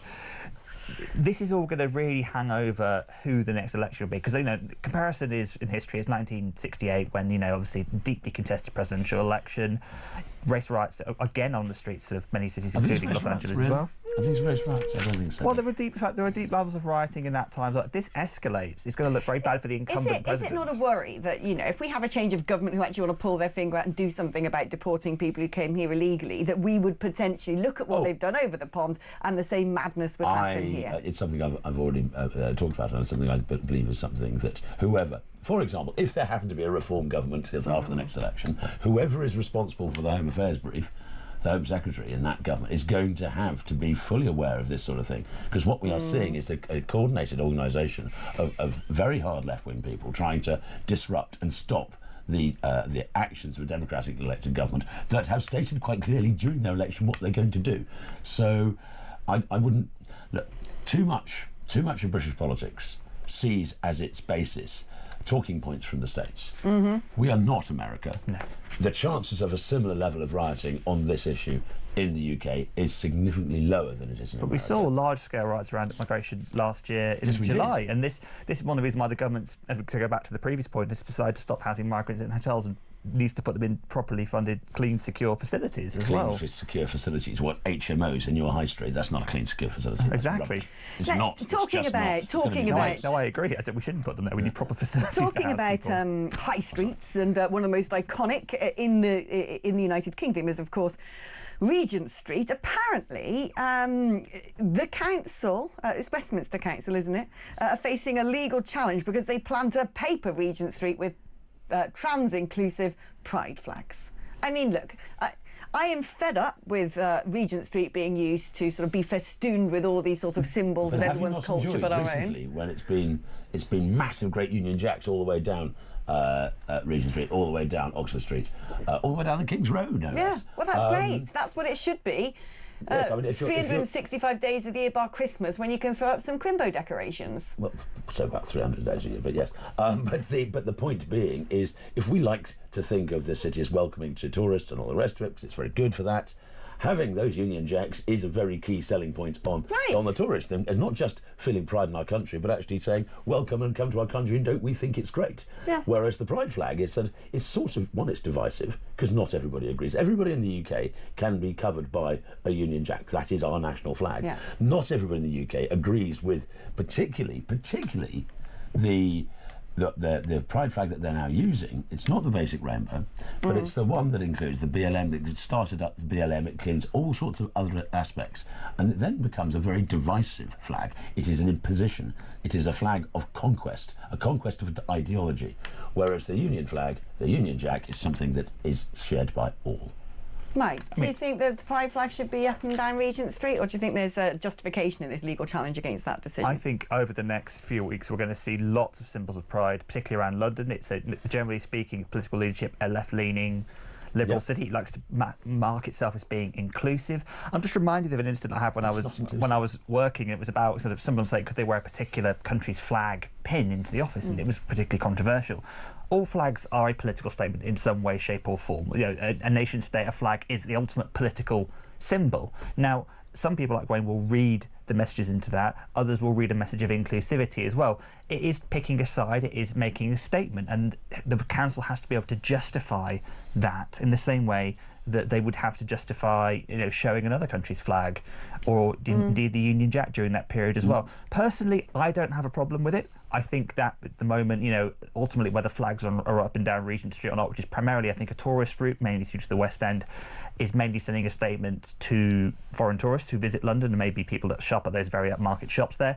But there will be some people that are uncomfortable with it as well. Yeah. Uh, But I think we have to ask ourselves, how do we want to use our national spaces, our national resource is in that sense? You know, these great, you know, would we want to project on the side of Big Ben, for example? How are we projecting Britain's image to the world? And that should be taken carefully in every single decision. But as for this, I do not have a problem with it. I remember last year they had Eid lights up and down Regent Street, and I thought to myself, that's ridiculous. It's not Islam's not the national religion of the United Kingdom. Christianity is. I had no truck with that. But we get Christmas lights up and down there as Yeah, well. because that's the religion of this country. We're a Christian country. I think we get Easter decorations as well, I believe. No, because they had Eid ones instead. That was my beef. That was actually what That was my beef. But going back to what Mike was just saying, and I think that I do agree to a certain extent, and that is each flag has its ideology, but the ideology of the Union Jack is the whole country, whereas the ideology of Eid is a small minority. The ideology of the trans-inclusive pride flags, or whatever they're called, that is a very specific ideology. It's a political ideology that is literally not shared by a significant proportion of the people of this country. So that is no longer an inclusive statement, a statement of pride in our country that is very good for tourists because people see, But also, oh, look, they like the I place. mean, aren't we all just a bit fed up with all this sort of woke virtue signalling anyway? Because, you know, by and large, we are a nation that's extremely tolerant of... There are, of course, 10 council areas where the pride flag will not be shown this year. But exactly. And that is a very interesting point, because I can't imagine a pride flag being flown in Whitechapel and Tower That Hamlets. doesn't mean if you're a gay-friendly pub, you can't put the flag outside your pub. That doesn't mean if you're a gay-friendly space in the private sector, you cannot show those flags. Crack on, do so. You're making a statement, and it's yours, and you can make that statement. But for the government or state authorities to be making what is essentially a divisive statement. It is not about inclusivity. It is about dominance of a political ideology. Making a political statement. Yes, which is not about inclusivity. It's about dominance. But what does it actually do when people put the rainbow flag at places? Does it suddenly change anything for any gay person in the country? Very much doubt it. But as I say, it's a statement. I personally am always a big believer in the great mantra of the suffragettes: deeds, not words. But sometimes, you know, that this month is earmarked to celebrate diversity, inclusion, and that has evolved in recent times. It doesn't as well. celebrate diversity. It's literally it is not a diverse thing. It does not celebrate the inclusion of everybody. It's not about that. It's about dominance and inclusivity. The Union flag is inclusive of everybody. We are going to take a short break now, but I'm going to read out this message before we do from a man who will remain unnamed because he says, "Morning, Alex. Westminster is one of the councils I work for, along with Hammersmith and Kensington and Chelsea. And Westminster is the most woke, left, nonsense council of the three. For the next month, I have to see pride flags on the building and on my PC." And he says, probably best not to read my name, but I doubt anyone from there listens. But we won't read your name anyway. I remember when I lived in Westminster, the council was a Conservative council, had some of the lowest council tax in the land, and there was none of this woke nonsense. Going to take a short break now, and I'm pleased to announce it looks like my full English breakfast has just arrived. Woohoo! So I'm going to fork as much fried egg into my cake hole as I can, and I'll see you on the other side, probably with yolk on my chin.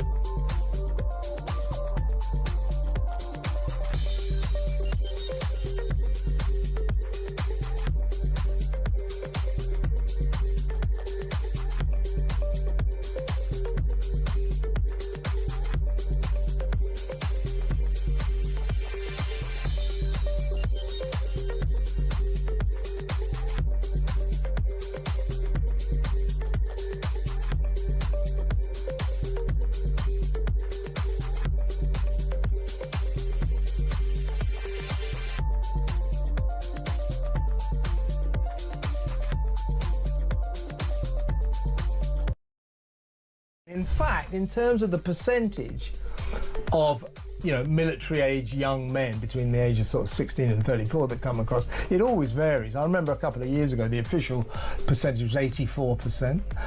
Only recently, I've got the statistics here somewhere, I'll read them to you in a minute. Official statistics suggested 75%. And a lot of people say it is 90%. A lot of people say it's more than 90%.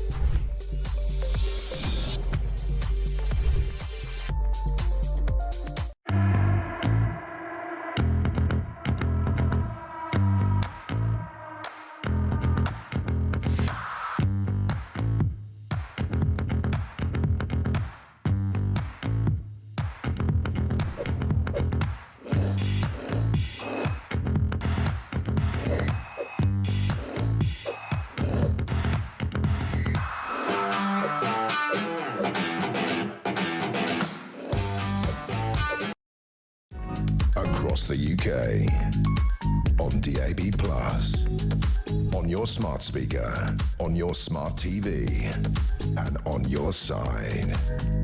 This is Talk. There we go. I did manage to eat some. They were chatting over each other, and I was just there like I was in some sort of eating competition, trying to smash back as many of those delicious proteins as possible. It was Alex v Food, and I think I've managed to eat half a sausage. That's it. That's what, I mean. It'll take me. It'll take me until the end of the shift because I can only eat during advert breaks. Are you going to admit to the side that you have with the breakfast as well? Don't judge me, okay? Look, we have had a discussion that I don't like baked beans, so they go nowhere near my breakfast. But at the same time, because I like my digestive system to actually function, I thought I should put some vegetable matter in with my order, and so I've added avocado. I know. It's just the food of the London elite. Breakfast with avocado. Well, yeah, why not? Why not? It's a good protein. We didn't get Gawain discussed when that arrived in there. I know, Gawain was very said disappointed. something was wrong and Gawain went, and I, when we used to work like a together, meerkat, wasn't when it? we used to work together at UKIP, we had it down pat, the best fried egg and bacon baps. Do you remember that? We used to sort of basically judged all the Westminster greasy spoons for the best fried egg and bacon baps. Anyway. Top 5. Indeed, top 5. Pretty close. Yeah, no, they were Get some. it back on, we'll do that. We knew all the best. Nice. My favourite is still the one on Horse Ferry Road. Johnny's. It's still the greatest. The thing about Johnny's is their sausages are top quality. And everything about Johnny's is top quality. But for a full English, bacon is bacon, eggs are eggs.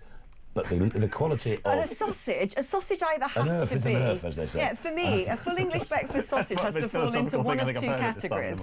It's either got to be a sausage that's proper butcher's quality, really tasty, high meat content, or it has to be the other side of the spectrum. It's one of those weird paste things that is strangely delicious. The Euro sausage. Anything in the middle, As long as it's the Euro sausage. The Euro meat tube. Right, anyway, before we go to the next advert break, very quickly, guys, what do you make of Sir Keir Starmer's U-turn on now having a national inquiry into grooming gangs, Mike? I mean, it's another classically managed Keir Starmer U-turn with a long technocratic process to reach what was probably the inevitable conclusion. I mean, we're getting a statutory inquiry that will have the ability to announce local inquiries on top of the 5 existing local inquiries. So, you know, OK, this is definitely a win for reform, for Kemi Badenoch, for, you know, and most importantly, for the victims who wanted to see a greater look into this. I look forward to Nigel Farage holding the government's feet to the fire on this because he's pushed for it so hard. I think actually, you know, repeated questions about when the inquiry will be set up. I worry about a confused outcome on this as well because the problem is these things tend to operate in silos. Yeah. We've got 2 or 3 major inquiries already running. I mean, the J inquiry just concluded, hasn't even been implemented yet. There's a lot of child safeguarding there as well. So I care about the outcome as much of this as well. And the issue is having these things just to placate political opinion is useless.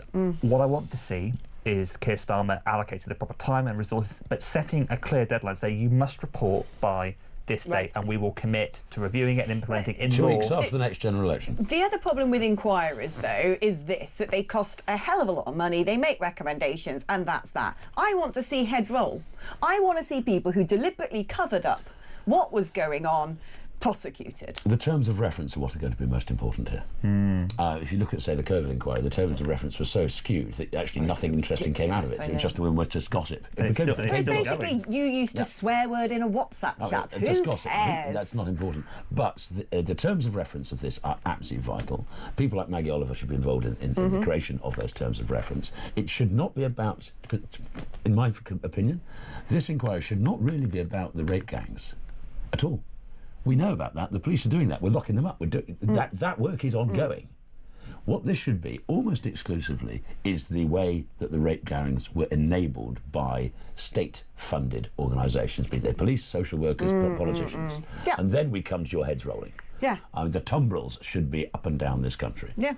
The tricoteurs, knitting while these heads roll. It's something I think we'd all learn to knit just for that purpose. But the problem is, of course, is this inquiry is going to be looking at events and looking at members of staff who were in operation about 20-odd years ago. And possibly been promoted to very senior positions now.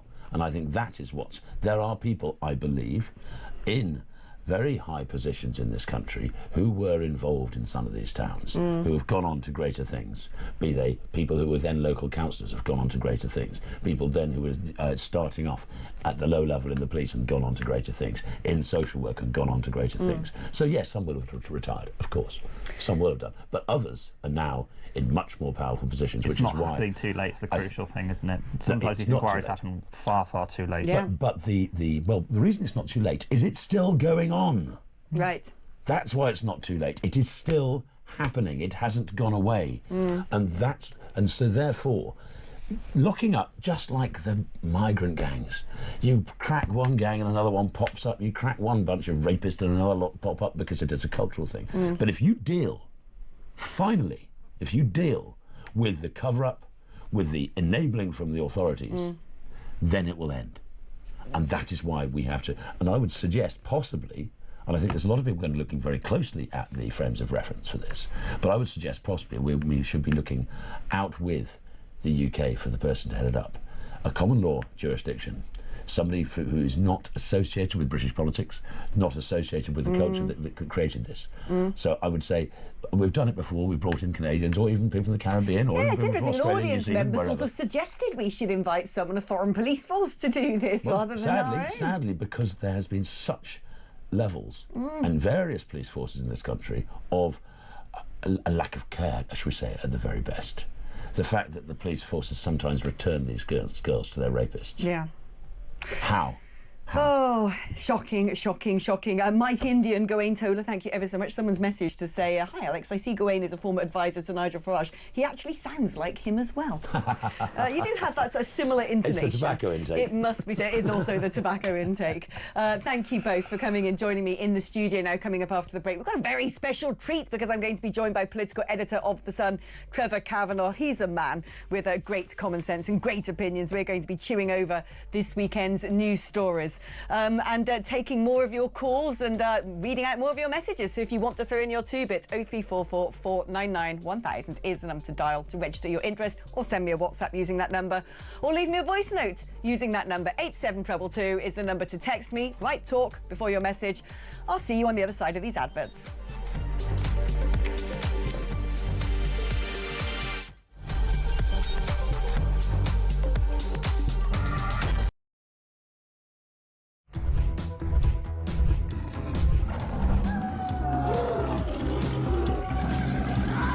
We've just been talking in the office here about how many of us have been attacked at some point or other by some form of flying beast or any wildlife. I mean, so we'll take your stories this morning. Hello, this story is concerning wildlife. It's concerning a rhino. A rhino? Right? Yeah, okay. rhino. I used to live in Kenya when I was about 5 or 6 years old. Okay. And we were in this wildlife park in a grey Morris Minor. This rhino started chasing us. There's me and my sister in the back seat. Right. It was like something out of Jurassic Park. Yeah. We were turning around saying, "Believe it, Dad. Just put your foot down, Dad. We're in a field. Put your foot down." This rhino was chasing us. One from Mark here in Derby. Went on holiday for our first romantic holiday to Tunisia years ago. Decided to take my girl into a petting zoo. I got a bag of food to feed the animals. A giant goat then went for me, putting his front legs over my shoulders and proceeding to headbutt me over a fence into one of the pens, covering me in the food and making my nose bleed. I got out of the pen, then the goat and all his mates attacked me again, sending me running and screaming like a girl out of the zoo, with my girlfriend rolling with laughter on the floor. A tarantula climbed up the bottom of the bed on the sheet. Yeah. And it walked all the way up. It's eyeball to eyeball. Wow. And I thought to myself, what am I going to do when it climbs over my face? But then a miracle happened. It raised its 2 front legs and waved them around. And then it turned around and walked down the side of the sheet. Boris Johnson been attacked by an ostrich. The former PM was enjoying a safari trip with his family when the bird leaned into his car and went oi oi and pecked his hand. In footage shared online, he quickly jerked from the ostrich.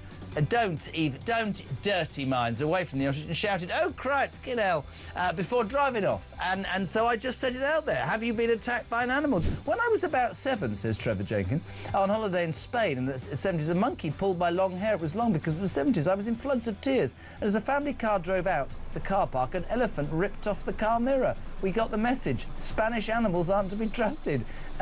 Jeremy, Brittany here from the United States. I was spurred by a rooster in my right foot a few years ago. Spurred? How do you get spurred by a rooster?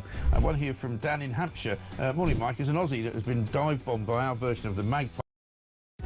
Across the UK, on DAB+, on your smart speaker, on your smart TV, and on your side. This is Talk.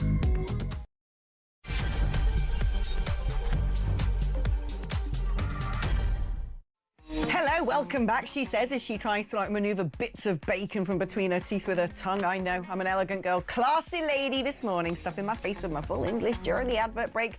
Well, you know, you've got to keep it real. You need sustenance when you're doing a 4-hour show by yourself, and I want to thank the lovely Dean for once again turning up with the goods. I've got an absolutely wonderful, stonking box of British breakfast proteins to keep me going for the next hour. I am with you until 10 o'clock this morning. It's been wonderful so far having your company for 3 hours. Thank thank you for all of the people who have messaged and called in so far. I'm going to be reading out more of your messages a bit later. We've got Kevin O'Sullivan coming up on the programme as well to rant away and keep me true. Right, and if you want to also rant away and keep me true, the number is on the screen right now. 0344 499 1000 is the number to dial. It's your normal network rate if you want to be patched through to the studio. I think the last quarter of the programme we're going to be taking your calls and reading your messages, so keep them coming in. You can also use that number to send me a WhatsApp message or leave me a voice note on WhatsApp. 0344 499 1000. If you'd rather text me, it's 87222. You must write talk before you do the body of your message. OK, right, let's get on, shall we, because I'm joined by an absolute monster of the media, a political editor, former political editor of The Sun. I was going to say a sort of a baron of common sense, an absolute veteran in the field. It's Trevor Kavanagh. Good morning to you, Trevor. Good morning, Alex. Good to be back. Oh, I can barely get words in the correct order at the moment. I'm so sleep deprived. So thank goodness for you here to save me and talk some sense. What do you make of Sir Keir Starmer's U-turn on the National Grooming Gangs inquiry? I mean, he just always needs to be told what to do, doesn't he? Well, I don't think we should get our hopes raised too high with this announcement. OK, he's backed down, but he's been forced to back down. He's been forced to back down by Nigel Farage's success in the very towns and cities where these hideous rapes have been taking place over the last 20-odd years. So he initially was very much opposed to them, as we know, and described any attempt to suggest that we should have a national inquiry as pandering to the far right. So is that what he's doing now? And I recommend readers who want to just catch up on the full details of this to take a look at Sam Ashworth-Hayes in the Sunday Telegraph this morning, in which he spells out in the first few paragraphs the absolutely ghastly nature of some of these attacks on very young, vulnerable girls. But in the end, this is going to be an inquiry, a bit like the COVID inquiry, which has been a total waste of time and money, which is going to be appointed by Starmer, and the chairman is going to be picked by Keir Starmer, and the terms of reference are going to be spelled out by Keir Starmer, who's a former human rights lawyer. So don't expect too much or too soon. Do you think the reason he was so opposed to it in the first place was he was worried about what might be uncovered related to people in his own party? Not half. I think that the Labour Party and indeed politicians more widely are running scared of that particular vote. The vote among immigrants, especially the Muslim community and especially in the Pakistani and Bangladeshi communities, is very, very powerful across Britain, in towns and cities across Britain, but in particular in the northern towns of Britain, the red wall seats. So, yes, he's been terrified so far of a backlash from the community, and now he's terrified of a backlash from the voters.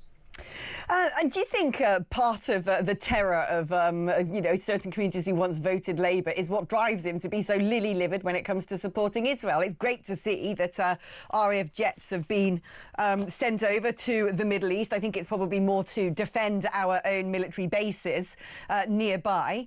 But he's not really offering much support to Israel. Well, I think they're doing an absolutely vital job in trying to take out the terrorist regime in Tehran. Yes, and they're doing a brilliant job so far. Look, I think that he's just mouthing platitudes here at the moment, and he has to appear to be on the side of Israel because America is very much on the side of Israel, and the Western world generally is. But frankly, the Labour government in Britain is not on the side of Israel and has made it abundantly clear, so much so that Keir Starmer was not told in advance of these strikes. America was, and I think others were. But we were kept in the dark, thanks to Keir Starmer's attitude towards Benjamin Netanyahu. I mean, once again, we've seen the pro-Palestine protests back in London. This time they're waving Iranian flags. Do you think, I mean, I'm all for sort of freedom to assemble and demonstrate, but when it comes to these pro-Palestine marches, I want them banned. I want them shut down. Yes, and again, we're seeing evidence of two-tier justice. The police are seeing these demonstrators basically saying, bring back Hamas. Let Hamas be recognised as a proper political force by Britain, Hamas and Hezbollah. So that, if it were the other way around, if people were saying similar things about other terrorist organisations, and that's exactly what they are, they would be locked up straight away, and many have already paid that price. So yes, this is again, the police seem to be looking at a political position rather than the criminal one. There's a brilliant piece in The Sun today about the sheer scale of the illegal economy. £260 billion. Many migrants there at our, taxpayers' pleasure in their four-star hotels are doing cash-in-hand labour. I mean, we all knew this was going on. If you live somewhere like London and you see your delivery drivers, you kind of have to raise an eyebrow and wonder whether or not they have any rights to actually be over here working. But even in, far-flung corners of Britain, you've got the barber shops, you've got the nail bars, you've got the hand car washes. And I don't understand why there's been no particular concerted effort to crack down on these illegal businesses. Well, the police simply have surrendered, and this is only part of it. They surrendered on shoplifting and everything else, but bad behaviour in, for instance, the City of London where I live, is rampant, and it is totally ignored by the police. It's very, very rare indeed that you see the police doing anything whatsoever, but you're absolutely right about the delivery drivers who ride around, even in hot weather, covered completely by hoods and caps and balaclavas, and you know perfectly well that behind those masks are illegal immigrants, and they are there in their legions. So we are turning a blind eye to this. The number of people who have arrived since this Labour government took office has risen to 40,000, which is way up on that sort of period of last year. And they are doing literally nothing about it. The French police on the beaches of Calais are laughing up their sleeves at us. And we could do something. We could stop them coming if we wanted to. And frankly, this is where Nigel Farage's success in the polls has suddenly taken the political world by storm. It's on immigration.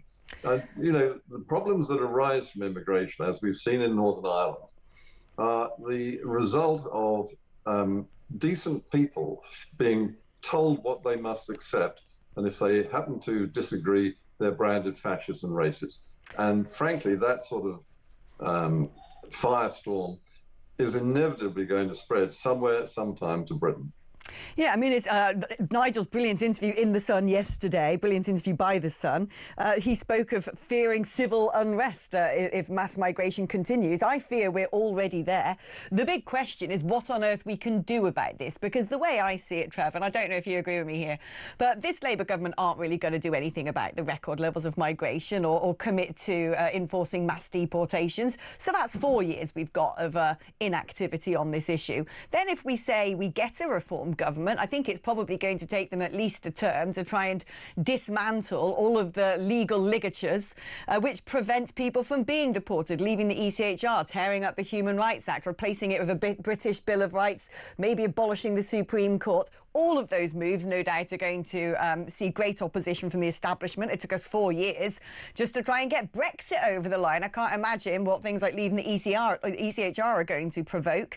So that means, by my calculation, it won't be until at least 10 years' time that we might start being able to fill aeroplanes and send people back from whence they came. Do you think that the sort of the deterrence that was put in place by Starmer after the Southport riots, by terrifying people into going out and protesting against mass migration, do you think that's going to hold for that long?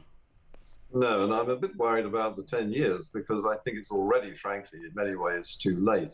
People are here in very, very large numbers, and the way that the police currently control the head of steam that's building up is by basically ignoring it and letting it out. Demonstrations that are taking place on the streets of London should be stopped, and they are not. And so this is the way that we control it. We let them get away with it. So I think that the big problem about the hope for a Nigel Farage government is that, A, he would need a landslide of unprecedented proportions. He would need a very significant majority. He has nobody in the House of Lords at the moment, which is a parliamentary chamber which can overturn legislation or block legislation as it's going through the Commons, even with a big majority in the Commons. So this is very difficult to control, and I think that with the best will in the world, I cannot see a government coming in time and with the sufficient numbers to be able to do the job. No, I do worry. And do you think as a result things could very much spill over? I mean, we're seeing what's going on in Ballymena, horrific scenes there, and I have to wonder how long it might take for similar scenes to erupt in mainland Britain. Well, I think that they're already happening on the European countries. And I remember, I hesitate to tell you this story, but I remember a conversation I had with Henry Kissinger once about 20 odd years ago. At that time, the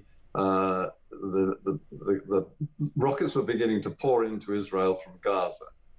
And there were very tense moments. This was a long time ago, admittedly, and it hasn't happened since. But what Henry Kissinger told me then was that he could foresee a time when something similar would happen from the suburbs of Berlin and Paris. Now, it hasn't happened, and things have changed, and techniques and tactics have changed. But in many ways, they don't need to do these sort of things. The sort of people who wish us harm already have the upper hand. And I think that the authorities, even in France, where they're much more prepared to be reactive, have basically surrendered. And, you know, we are not going to do what, for instance, Sweden has done to combat this problem, which is to actually deport people and visibly deport people and take away their benefits and make them speak the language. All of these help to make some sort of assimilation possible. We are doing none of these things, in fact, quite the reverse here in Britain. I agree with you entirely. I think we're headed for doom if we're not already there. On that pleasant note, thank you ever so much, Trevor Kavanagh, former political editor of The Sun. Great man indeed. Right, we're going to take a short break now from one great man to another great man. It's going to be my former television husband, Mr. Kevin O'Sullivan, after this break.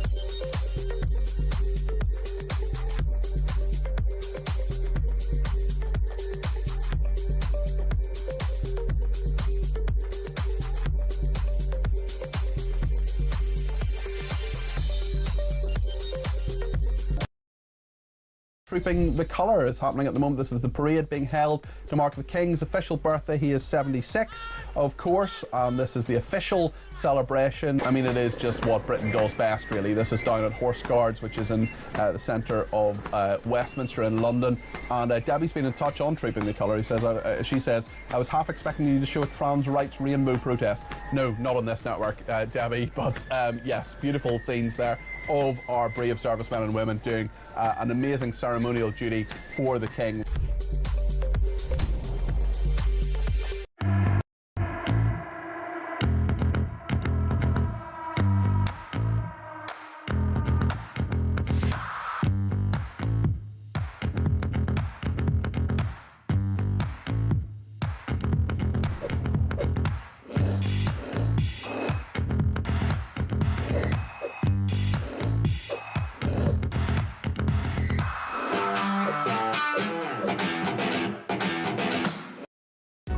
Across the UK, on DAB+, on your smart speaker, on your smart TV, and on your side. This is Talk. Welcome back to the show. Well, guess what? I'm really envious right now because apparently Mr. O'Sullivan has only just woken up. He was supposed to be joining us right now, but he needs to clearly put a comb through his hair.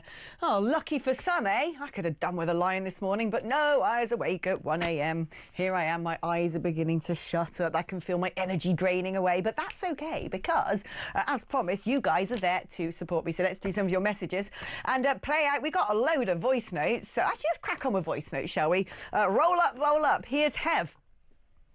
Good morning, Alex. Hev here in Kent.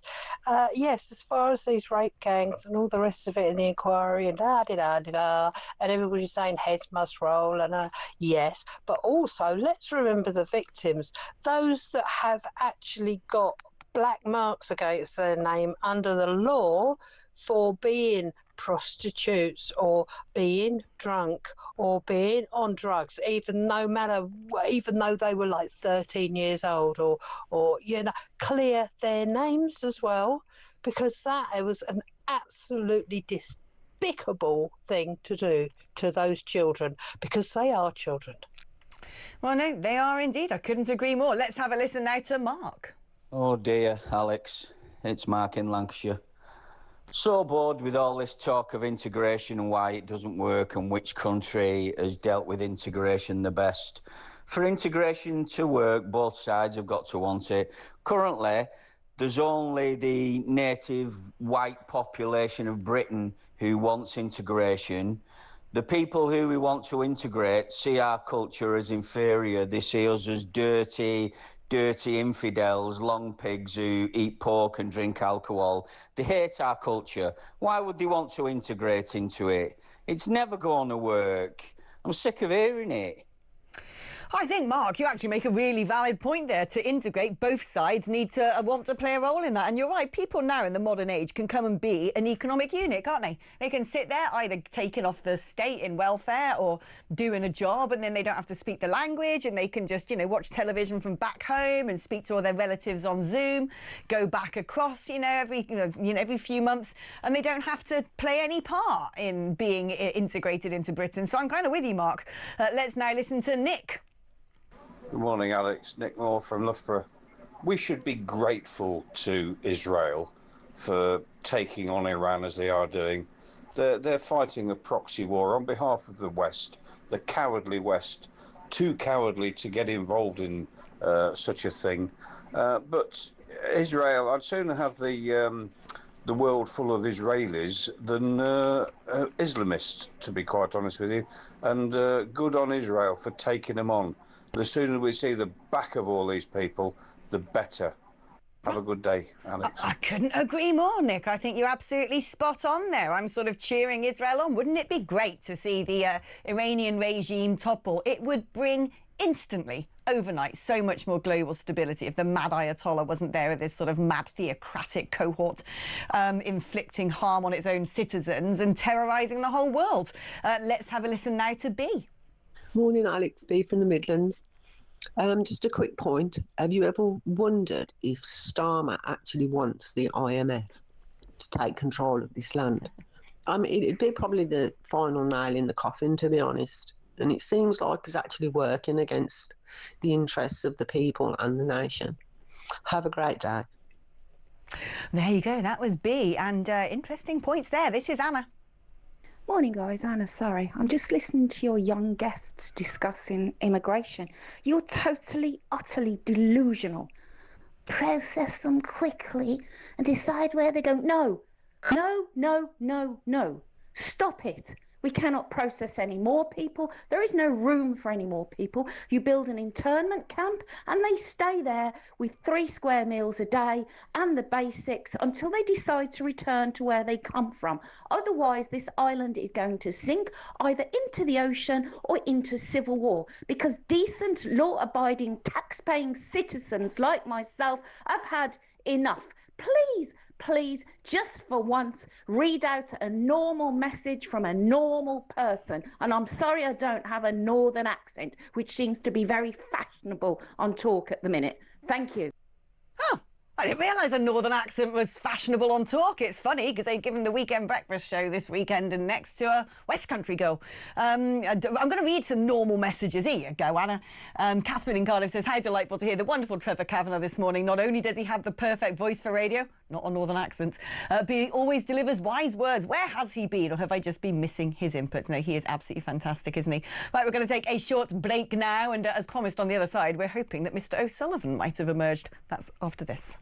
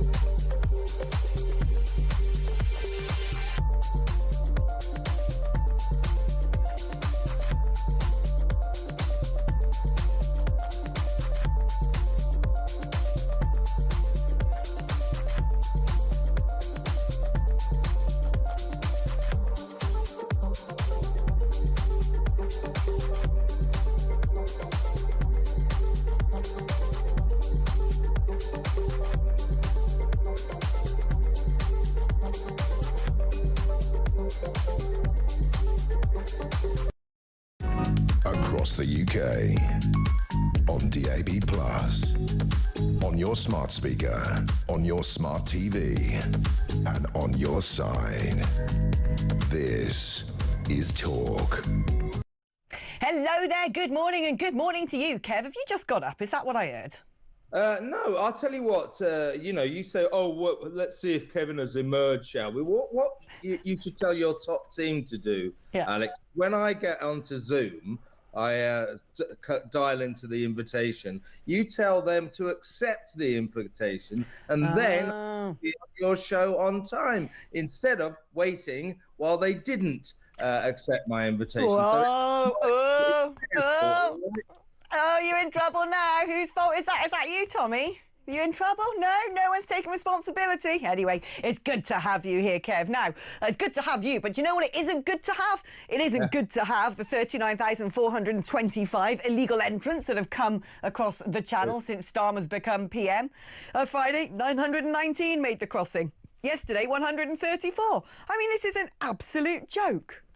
It really is. And still they come. And still, they talk about, I'm going to smash the gangs. Well, this is getting to be ridiculous. It's like a sort of performative chorus. They come across unhindered, without punishment, and they are accepted into our country. Meanwhile, we'll have a Prime Minister and a Home Secretary who just keep going on about smashing the gangs, when in 11 months... and having spent about £300 million on high-tech surveillance equipment, the Border Security Command has succeeded in smashing the square root of sod all gangs. They haven't smashed a single gang yet. So this technique, this policy, this strategy, as we can see over the last few days when they've been pouring across the channel again, it's just not working. So they've got to come up with something else. Otherwise, this situation is going to get worse and worse and worse. I mean, there's such obvious low-hanging fruit, I always think. If they want to smash a gang, why don't they turn around and shut down the nail bars, the hand car washes, all these joke souvenir shops that pop up, the Turkish barbers. It's very clear. Why aren't they hauling Deliveroo and Uber into Parliament and going, why are you allowing people to, who are living in asylum hotels, claiming that they're asylum seekers, who aren't allowed to work? Why are you allowing them to moonlight? Well, exactly. But smashing the gangs in itself is a waste of time and effort, because if you smash the gangs, if you smashed every gang today, there will be brand new gangs tomorrow. This is a supply and demand situation. This is a business being run on the business principle of supply and demand. The demand is the migrants. If you stop the migrants, there will be no one to supply them. So the only way to destroy the gangs is to stop the migrants. Then they have no business. But just trying to get gangs and smash them as if somehow or other that will solve the crisis. It won't. It just won't. There will be new gangs tomorrow. What's so alarming is it's very clear we've reached boiling point on this. When you look at the scenes in Ballymena, horrific rioting over there, I wonder, but given nothing's going to be done about this in the next 4 years, frankly, I can't imagine any of these numbers reducing at all. I can't imagine legal migration coming down by anything like near enough a number that the general public are going to welcome. How close do you think we are to everything just totally boiling over? Well, look, it's the summer. We're already starting to get some hot weather. Now, traditionally, dating back to 1981 with the Brixton riots, pretty much most summers there's some kind of unrest. Now, this summer, it's already started in Ballymena. I don't like to say this, and I don't want to be a scaremonger, but I fear there may be widespread unrest this summer for exactly the same reason as there was last summer, and that is that people are getting more and more concerned about the migrant crisis, the dilution of our culture, the changing nature of this country, and millions of foreigners being imposed on this country. And people have had enough. And the reason it's turning into a powder keg, a kind of cauldron of tension, is because we have a political class, particularly Keir Starmer and Yvette Cooper, people like that, who refuse to address what the people are protesting about. They just turn around and say,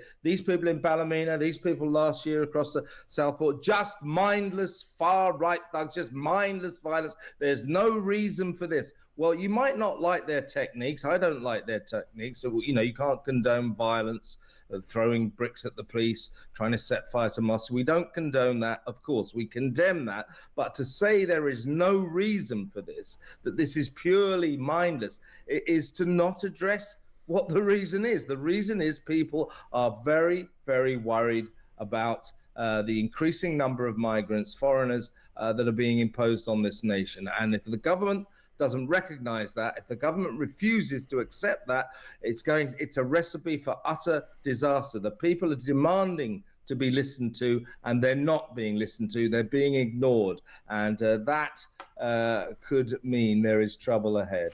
Yeah, I mean, I'm actually surprised myself about how quickly things are disintegrating. I predicted a long time ago we were going to get disorder in relation to this, and it's happening. And what's going on in Ballymena is utterly terrifying. And I'm really shocked, actually, at how quickly something akin to civil war could actually happen.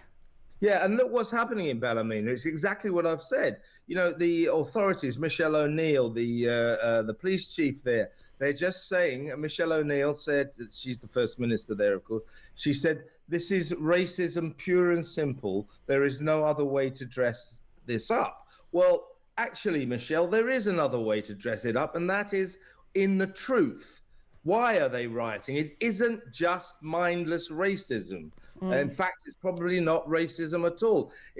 These riots in Ballymena were caused by the fact that two 14-year-old Romanian migrants appeared in court at the beginning of last week, charged with the alleged oral rape of a local girl. The local community are furious about that, and that is the sort of spark that ignited this. And the authorities, the police saying, these people, they're just mindless racists, they're just thugs. No, they're protesting. You might not like their method, but we must not ignore what they're protesting about. And that is their fears that they are being overrun by an influx of migrants. Yeah, I mean, it's interesting. I had Nigel Farage on the show yesterday, and he said the big problem here, what people are protesting against, is this connection between foreign-born men and sex attacks on women and girls. We're seeing it again with the grooming gangs. Thank goodness we've now got a national inquiry, but it's probably going to be deliberately set within parameters that won't expose or do anything where it needs to, much like the COVID inquiry. But it's funny, isn't it? Because it was on our show, wasn't it? Good old Crosstalk. Let's do it for old time's sake. Crosstalk. It was on Crosstalk that I remember sitting there and saying to you and Peter Blexley, who was also in the studio yesterday, you know, as a woman with blonde hair, when I walk down my street now in London, I get wolf whistled, I get leered at, I get followed, I get harassed, I don't feel safe. And it's always by men who I can tell were not born and raised in this country. And it created a huge amount of traction. There were people who, of course, jumped on it and said, oh, you're a racist, you're a monster. Isn't that terrible? This has never happened to me. She must be making it up. I mean, it's amazing. That must have been about a year ago. You wind the clock forward a year, and look, the Overton window shifted. People are talking about this now. They've made the connection. You've got people like Robert Jenrick demanding that statistics are made available to the public about the nature of crimes and quite who the perpetrators are.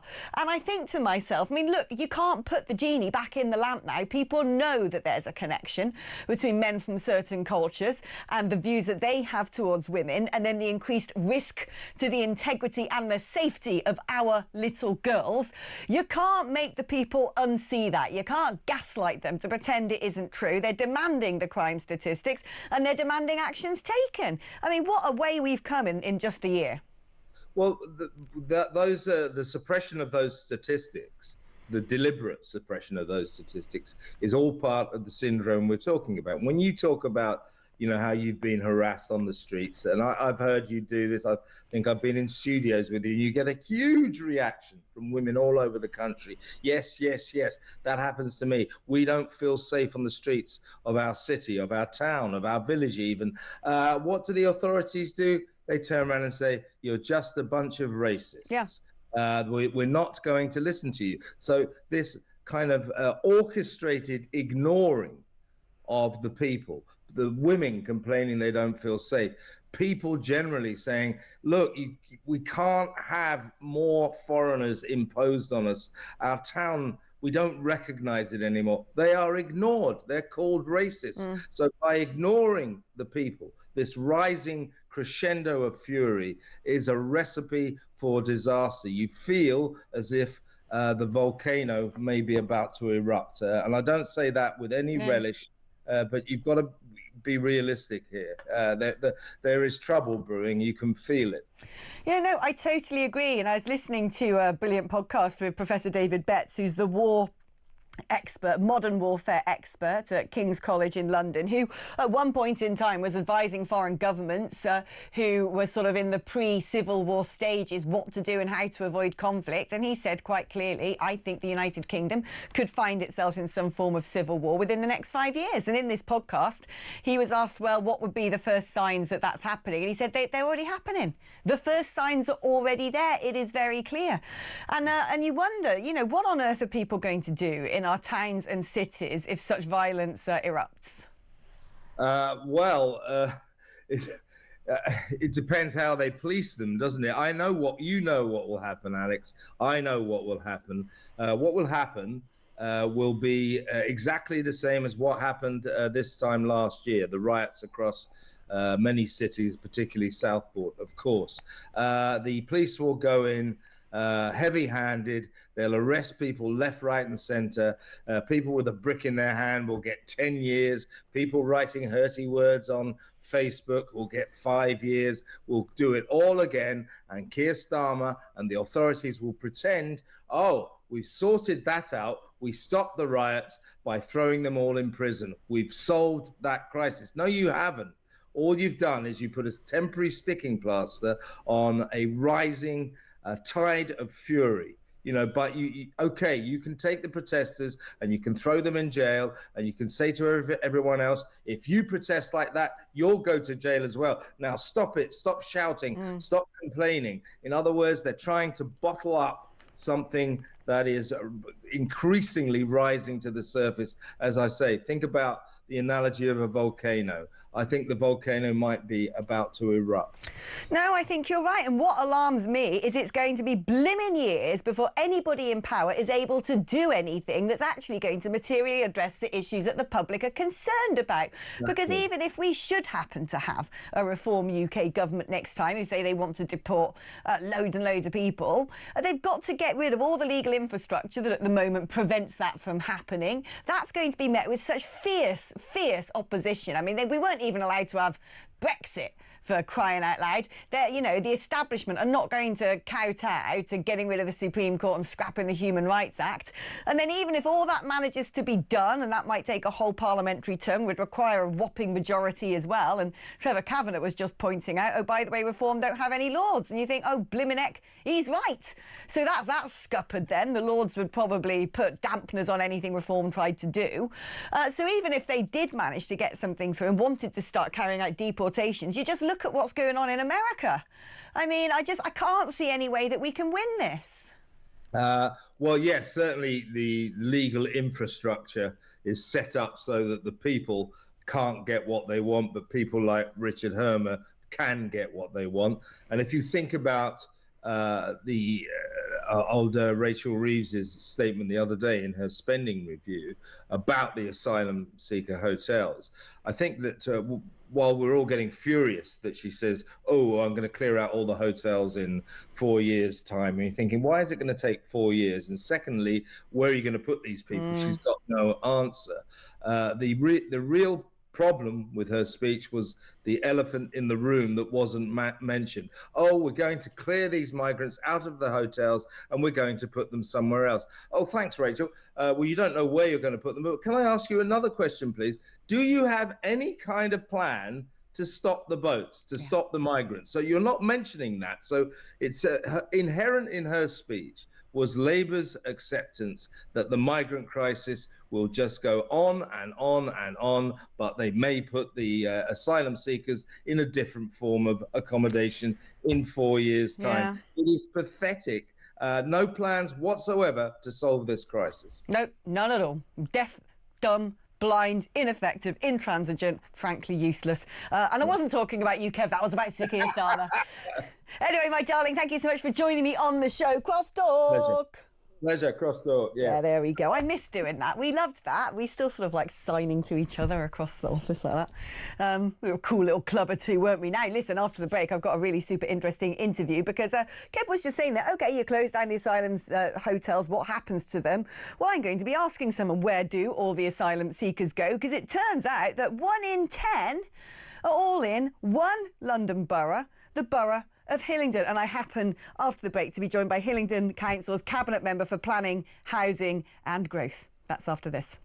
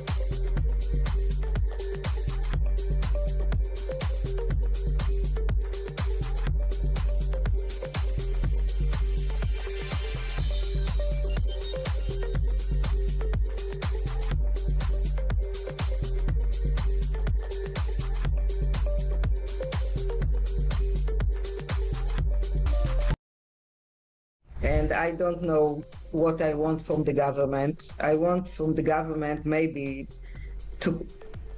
I don't know exactly what I want. Everybody, like you said, want the hostages to come back. We want to live in peace, but it's very difficult. It's very, very complicated. We understand. I understood. I'm a very peaceful person. I want peace. I believed that we can live in peace with our neighbors. We gave them so much.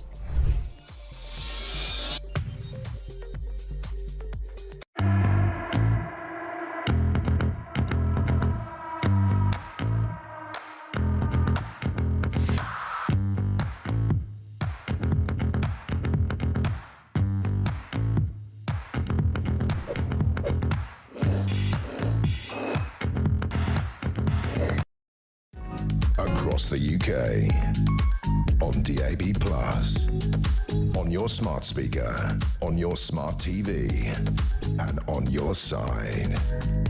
This is Talk. Now, you may have noticed that Rachel Reeves was unable to answer a very simple question the other day. She said it's the government's plan by the end of term, by 2029, they're going to shut down all the asylum seeker hotels. She was asked, well, where are they going to go then? It turns out she can't answer that question, and neither can James Murray. Have a look. What is your plan? How are you going to stop the boats? How are you going to... OK, stop. Let me have my point. Answer two really simple questions very simply. Where are these asylum seekers going? It's a simple question. And what's your plan to stop them coming here in the first place? That's what people want, James. Where are they going? Well, some of them will be sent home if their applications are rejected, and we want to bring down that backlog. That's the first duty, and that's what we've been doing since the election last year. And what we're saying is, for those people who are being processed, they're waiting for a decision to be taken. It is unacceptable to be spending so much money on expensive hotel accommodation. So where are they going to go? For not the some who get deported. What about the not some who are going to still be here or are not going in hotels? It's not a difficult question, James, with respect. Where are these people going? I said earlier on in our conversation today that there would have to be alternative accommodation for them. Yeah, no, can't answer, can he? He's a funny little cretin, that one. I did results. It was the local election results on the BBC, and he was in the green room, and I sort of tried to have a conversation with him, and he just didn't speak to me. It was like he was scared of the sound of his own voice. And also, that man's the same age as me. He went to school with my other half, which makes him 41 like I am. Had a tough paper round, didn't he, the Mekon? Anyway, right, let's find out about where asylum seekers are right now, because apparently nearly 1 in 10 of all migrants housed in hotels across the country are in one borough of London alone, in Hillingdon. Let's speak now to Steve Tuckwell, who's former Conservative MP for South Ruislip and Uxbridge, which of course was Boris Johnson's former seat, and is now Hillingdon Council's Cabinet Member for Planning, Housing and Growth. Why on earth have you got 10% of all the illegal migrants in your London borough?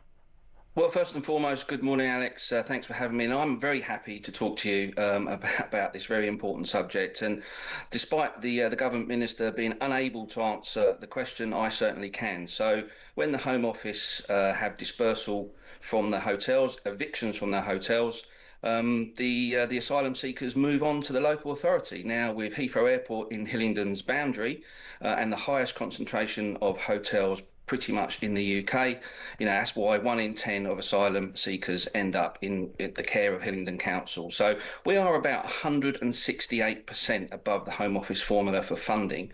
There are just over 3,000 asylum seekers in Heathrow hotels at the moment. That is costing Hillingdon Council taxpayers around £5 million per year. Unfunded pressure that's from the government, and it is just an absolute pressure and a burden that is being put onto taxpayers in the London Borough of Hillingdon. I mean, it costs an arm and a leg, unjustly so, but what about the impact it's having on the local community of your constituents? Well, yeah, I mean, our inboxes as councillors is full in relation to concerns, but the real issue that we have is Hillingdon is a welcoming borough and has been with Heathrow in its boundary since Heathrow has been there. So we're a welcoming borough, but the additional pressures, the funding inadequacies from government is really putting pressure on local services. So, some real tough decisions are being taken to ensure that the council runs effectively, and the additional burdens that we have in relation to the asylum pressures is really putting a strain on local services. Can I also add that in addition to the asylum cases in the hotels at Heathrow Airport, we also have around about 150 families from the Chagos Islands. Now we can see what the government is doing with negotiations with the Chagos Islands, and Chagosians do not want to be Mauritian citizens, so they are UK British passport holders. And guess what? They are coming to Heathrow Airport and they are presenting themselves to the London Borough of Hillingdon, which is an additional pressure of about £1.2 million. And we've got about 59 families that we know will be turning up at Heathrow before the end of June. Now, you've got around 3,000 asylum seekers in Hillingdon alone. What are they all doing? Are they just sitting in their hotels quite calmly playing Ludo, or are they sort of working illegally? Are they causing any disruption? Are they committing crime? Well, the Home Office are managing their stay in the hotels, but as I said, there's just over 3,000, which is a huge amount of people that eventually, when the Home Office are processing their asylum claims, leave to remain at a rate of knots, as we saw from the statements from the government earlier in the week. That turns into about 200 people per month presenting themselves to the London Borough of Hillingdon for onward accommodation, which is, again, it's just an unfair pressure which is being put onto Hillingdon taxpayers. Now, the government does provide some funding through the Home Office, but we estimate that funding will expire by November. So come November, the entire burden of dispersing, evicted asylum seekers will be falling on the Hillingdon taxpayer, as is indeed other London boroughs close to Heathrow Airport as well. I did ask you what these young men are up to. You haven't answered that. Can you give me do you sort of ever go and check in at these hotels and see what, quite what's going on? Well, as I said, the Home Office are managing the security, and these hotels are covered with people in high-vis jackets. But we've also seen that some of our local parks in and around the Heathrow area are also turning into tented cities, and we're reaching out with sort of charity partners to help manage that situation. But that's also a local concern for our local residents. But it's really important to note that the funding pressures that we're not getting from government, £5 million just for this year, but over the last 4 years it's nearly £13 million, which is owed to the Hillingdon taxpayer, which is a burden which is putting tremendous strain on our core services that we pride ourselves on providing to our local residents. And if we take into context, £5 million for this year would actually fund the entire library service for the London Borough of Hillingdon. So it's not small numbers, and it's really putting financial pressure onto local taxpayers. I mean, if Rachel Reeves is sincere and are closing down all the Asylum hotels, that means you've got, at the very least, 3,000 people to put elsewhere. Have you got enough housing stock if she wants these people to go into multi-occupancy private residences? Well, again, you know, like all London boroughs, Hillingdon has its own housing challenges, and that's my responsibility to meet those challenges. But, you know, if those hotels would be cleared out tomorrow, you know, there just would not be enough accommodation, not just in Hillingdon, but across London to be able to home these people. So it's a real cost pressure that, you know, we are calling on government, you know, to come to the table, fund us fairly for what we need to do. So therefore, we don't have to sort of have the extra burdens that we put on place for Hillingdon taxpayers, and then sort of not really put their core services at risk as well. As I said, the funding will end in November, so we will have no more money left from government grants, and it will be entirely on the Hillingdon taxpayer to fund, you know, the hotel evictions that they are going through at breakneck speed. So we need to be making sure that the government are listening to us, because come November we won't have any money to be able to fund the asylum cases. So what do we do with these people when it comes to that point? What do you do with them? Indeed, it's the $64,000 question, isn't it? Steve Tuckwell, thank you ever so much. Former Conservative MP for South Ruislip and Uxbridge, and now Hillingdon Council's Cabinet Member for Planning, Housing and Growth. And nobody can answer the question of where do we put all these migrants if we're not going to deport them. Right, we're going to take a short break now, but when I come back after that, it's going to be time for your voice. Oh, no break, no break. Tech Op's like, no, you don't take an advert break. What you put on my screen there, Dean? It says 9:52 for a break. I was going to come into it early. Oh, yeah, he's tired as well. Tech Op's called him an idiot. It's all disintegrating right now, much like our society. Let's have a listen to some of your voice notes then. This is Heather. Hello, Alex. It's Heather.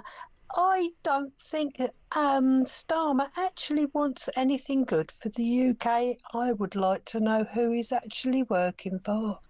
Well, he's a global socialist, isn't he? Like the rest of most of the supranational elites that no doubt when he's no longer Prime Minister, he will go and join. I have no doubt that he'll end up as an envoy to the UN or some trade commissioner with the EU or something like that.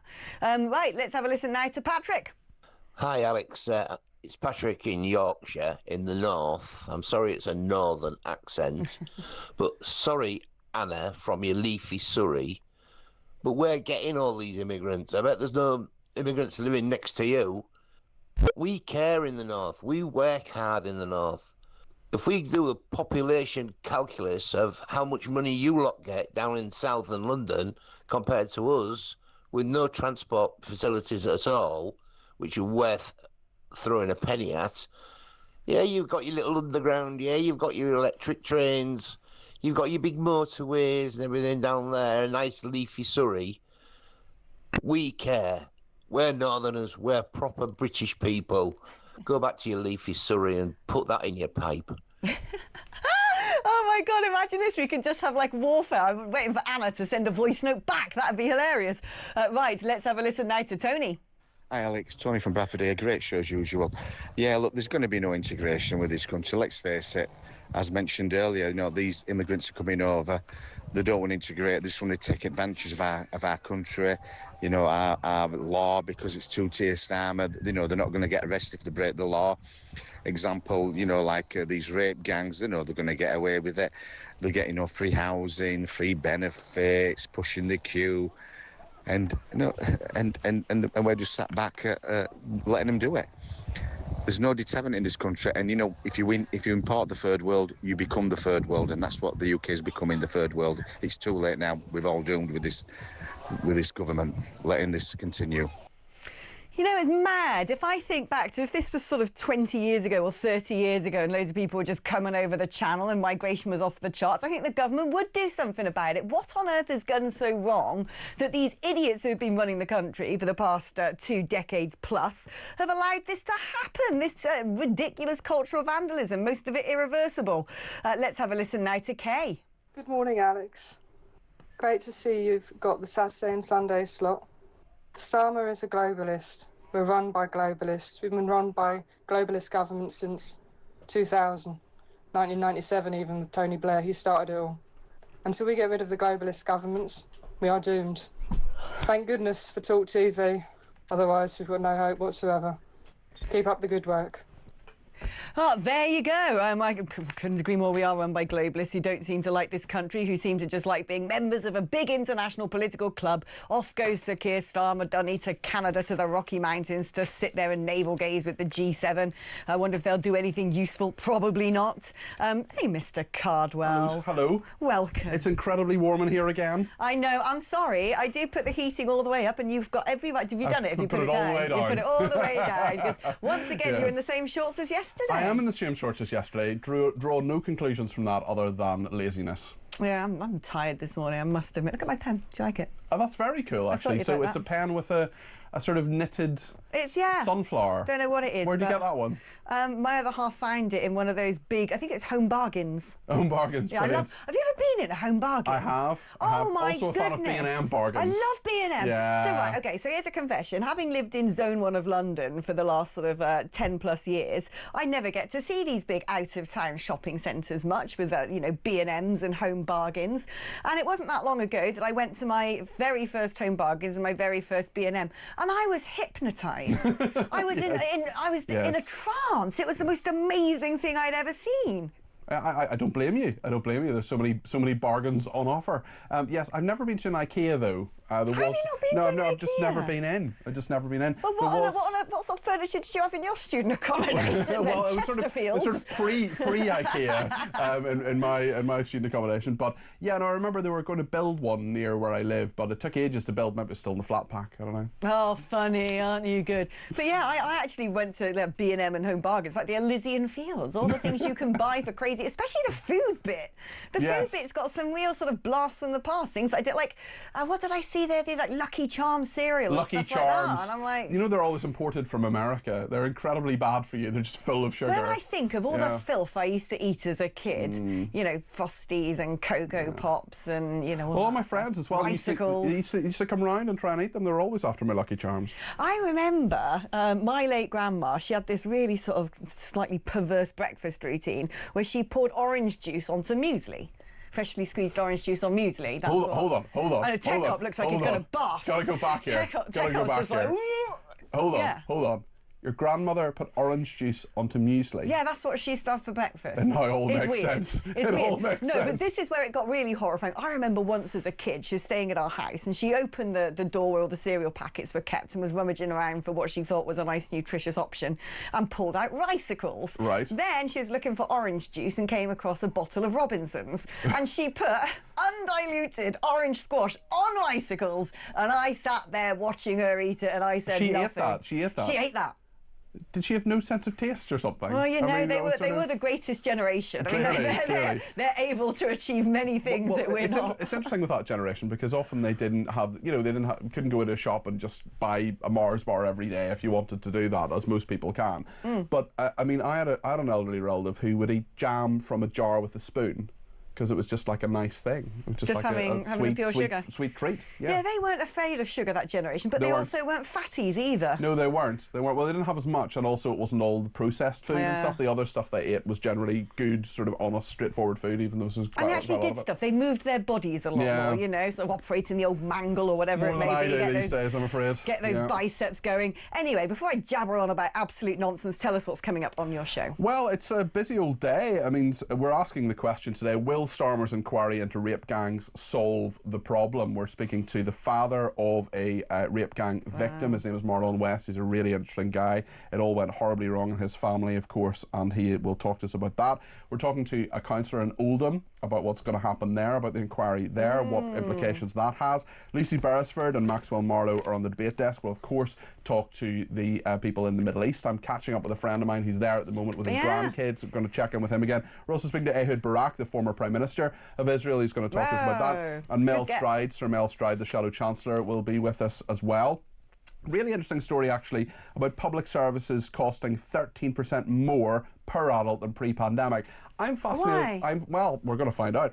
I am fascinated by this whole issue of how much tax we pay and the lack of value for money. The fact that we're paying more and more for less and less. One of the elephants in the room, one of the biggest costs, I have no doubt, are energy bills. Yeah. You know, you look at how much it costs police, you know, hospitals, we have the highest energy bills in the world. They all need electricity. Yeah. They need to put fuel in cars. They need to make sure ventilators can work. And if we brought down our energy bills,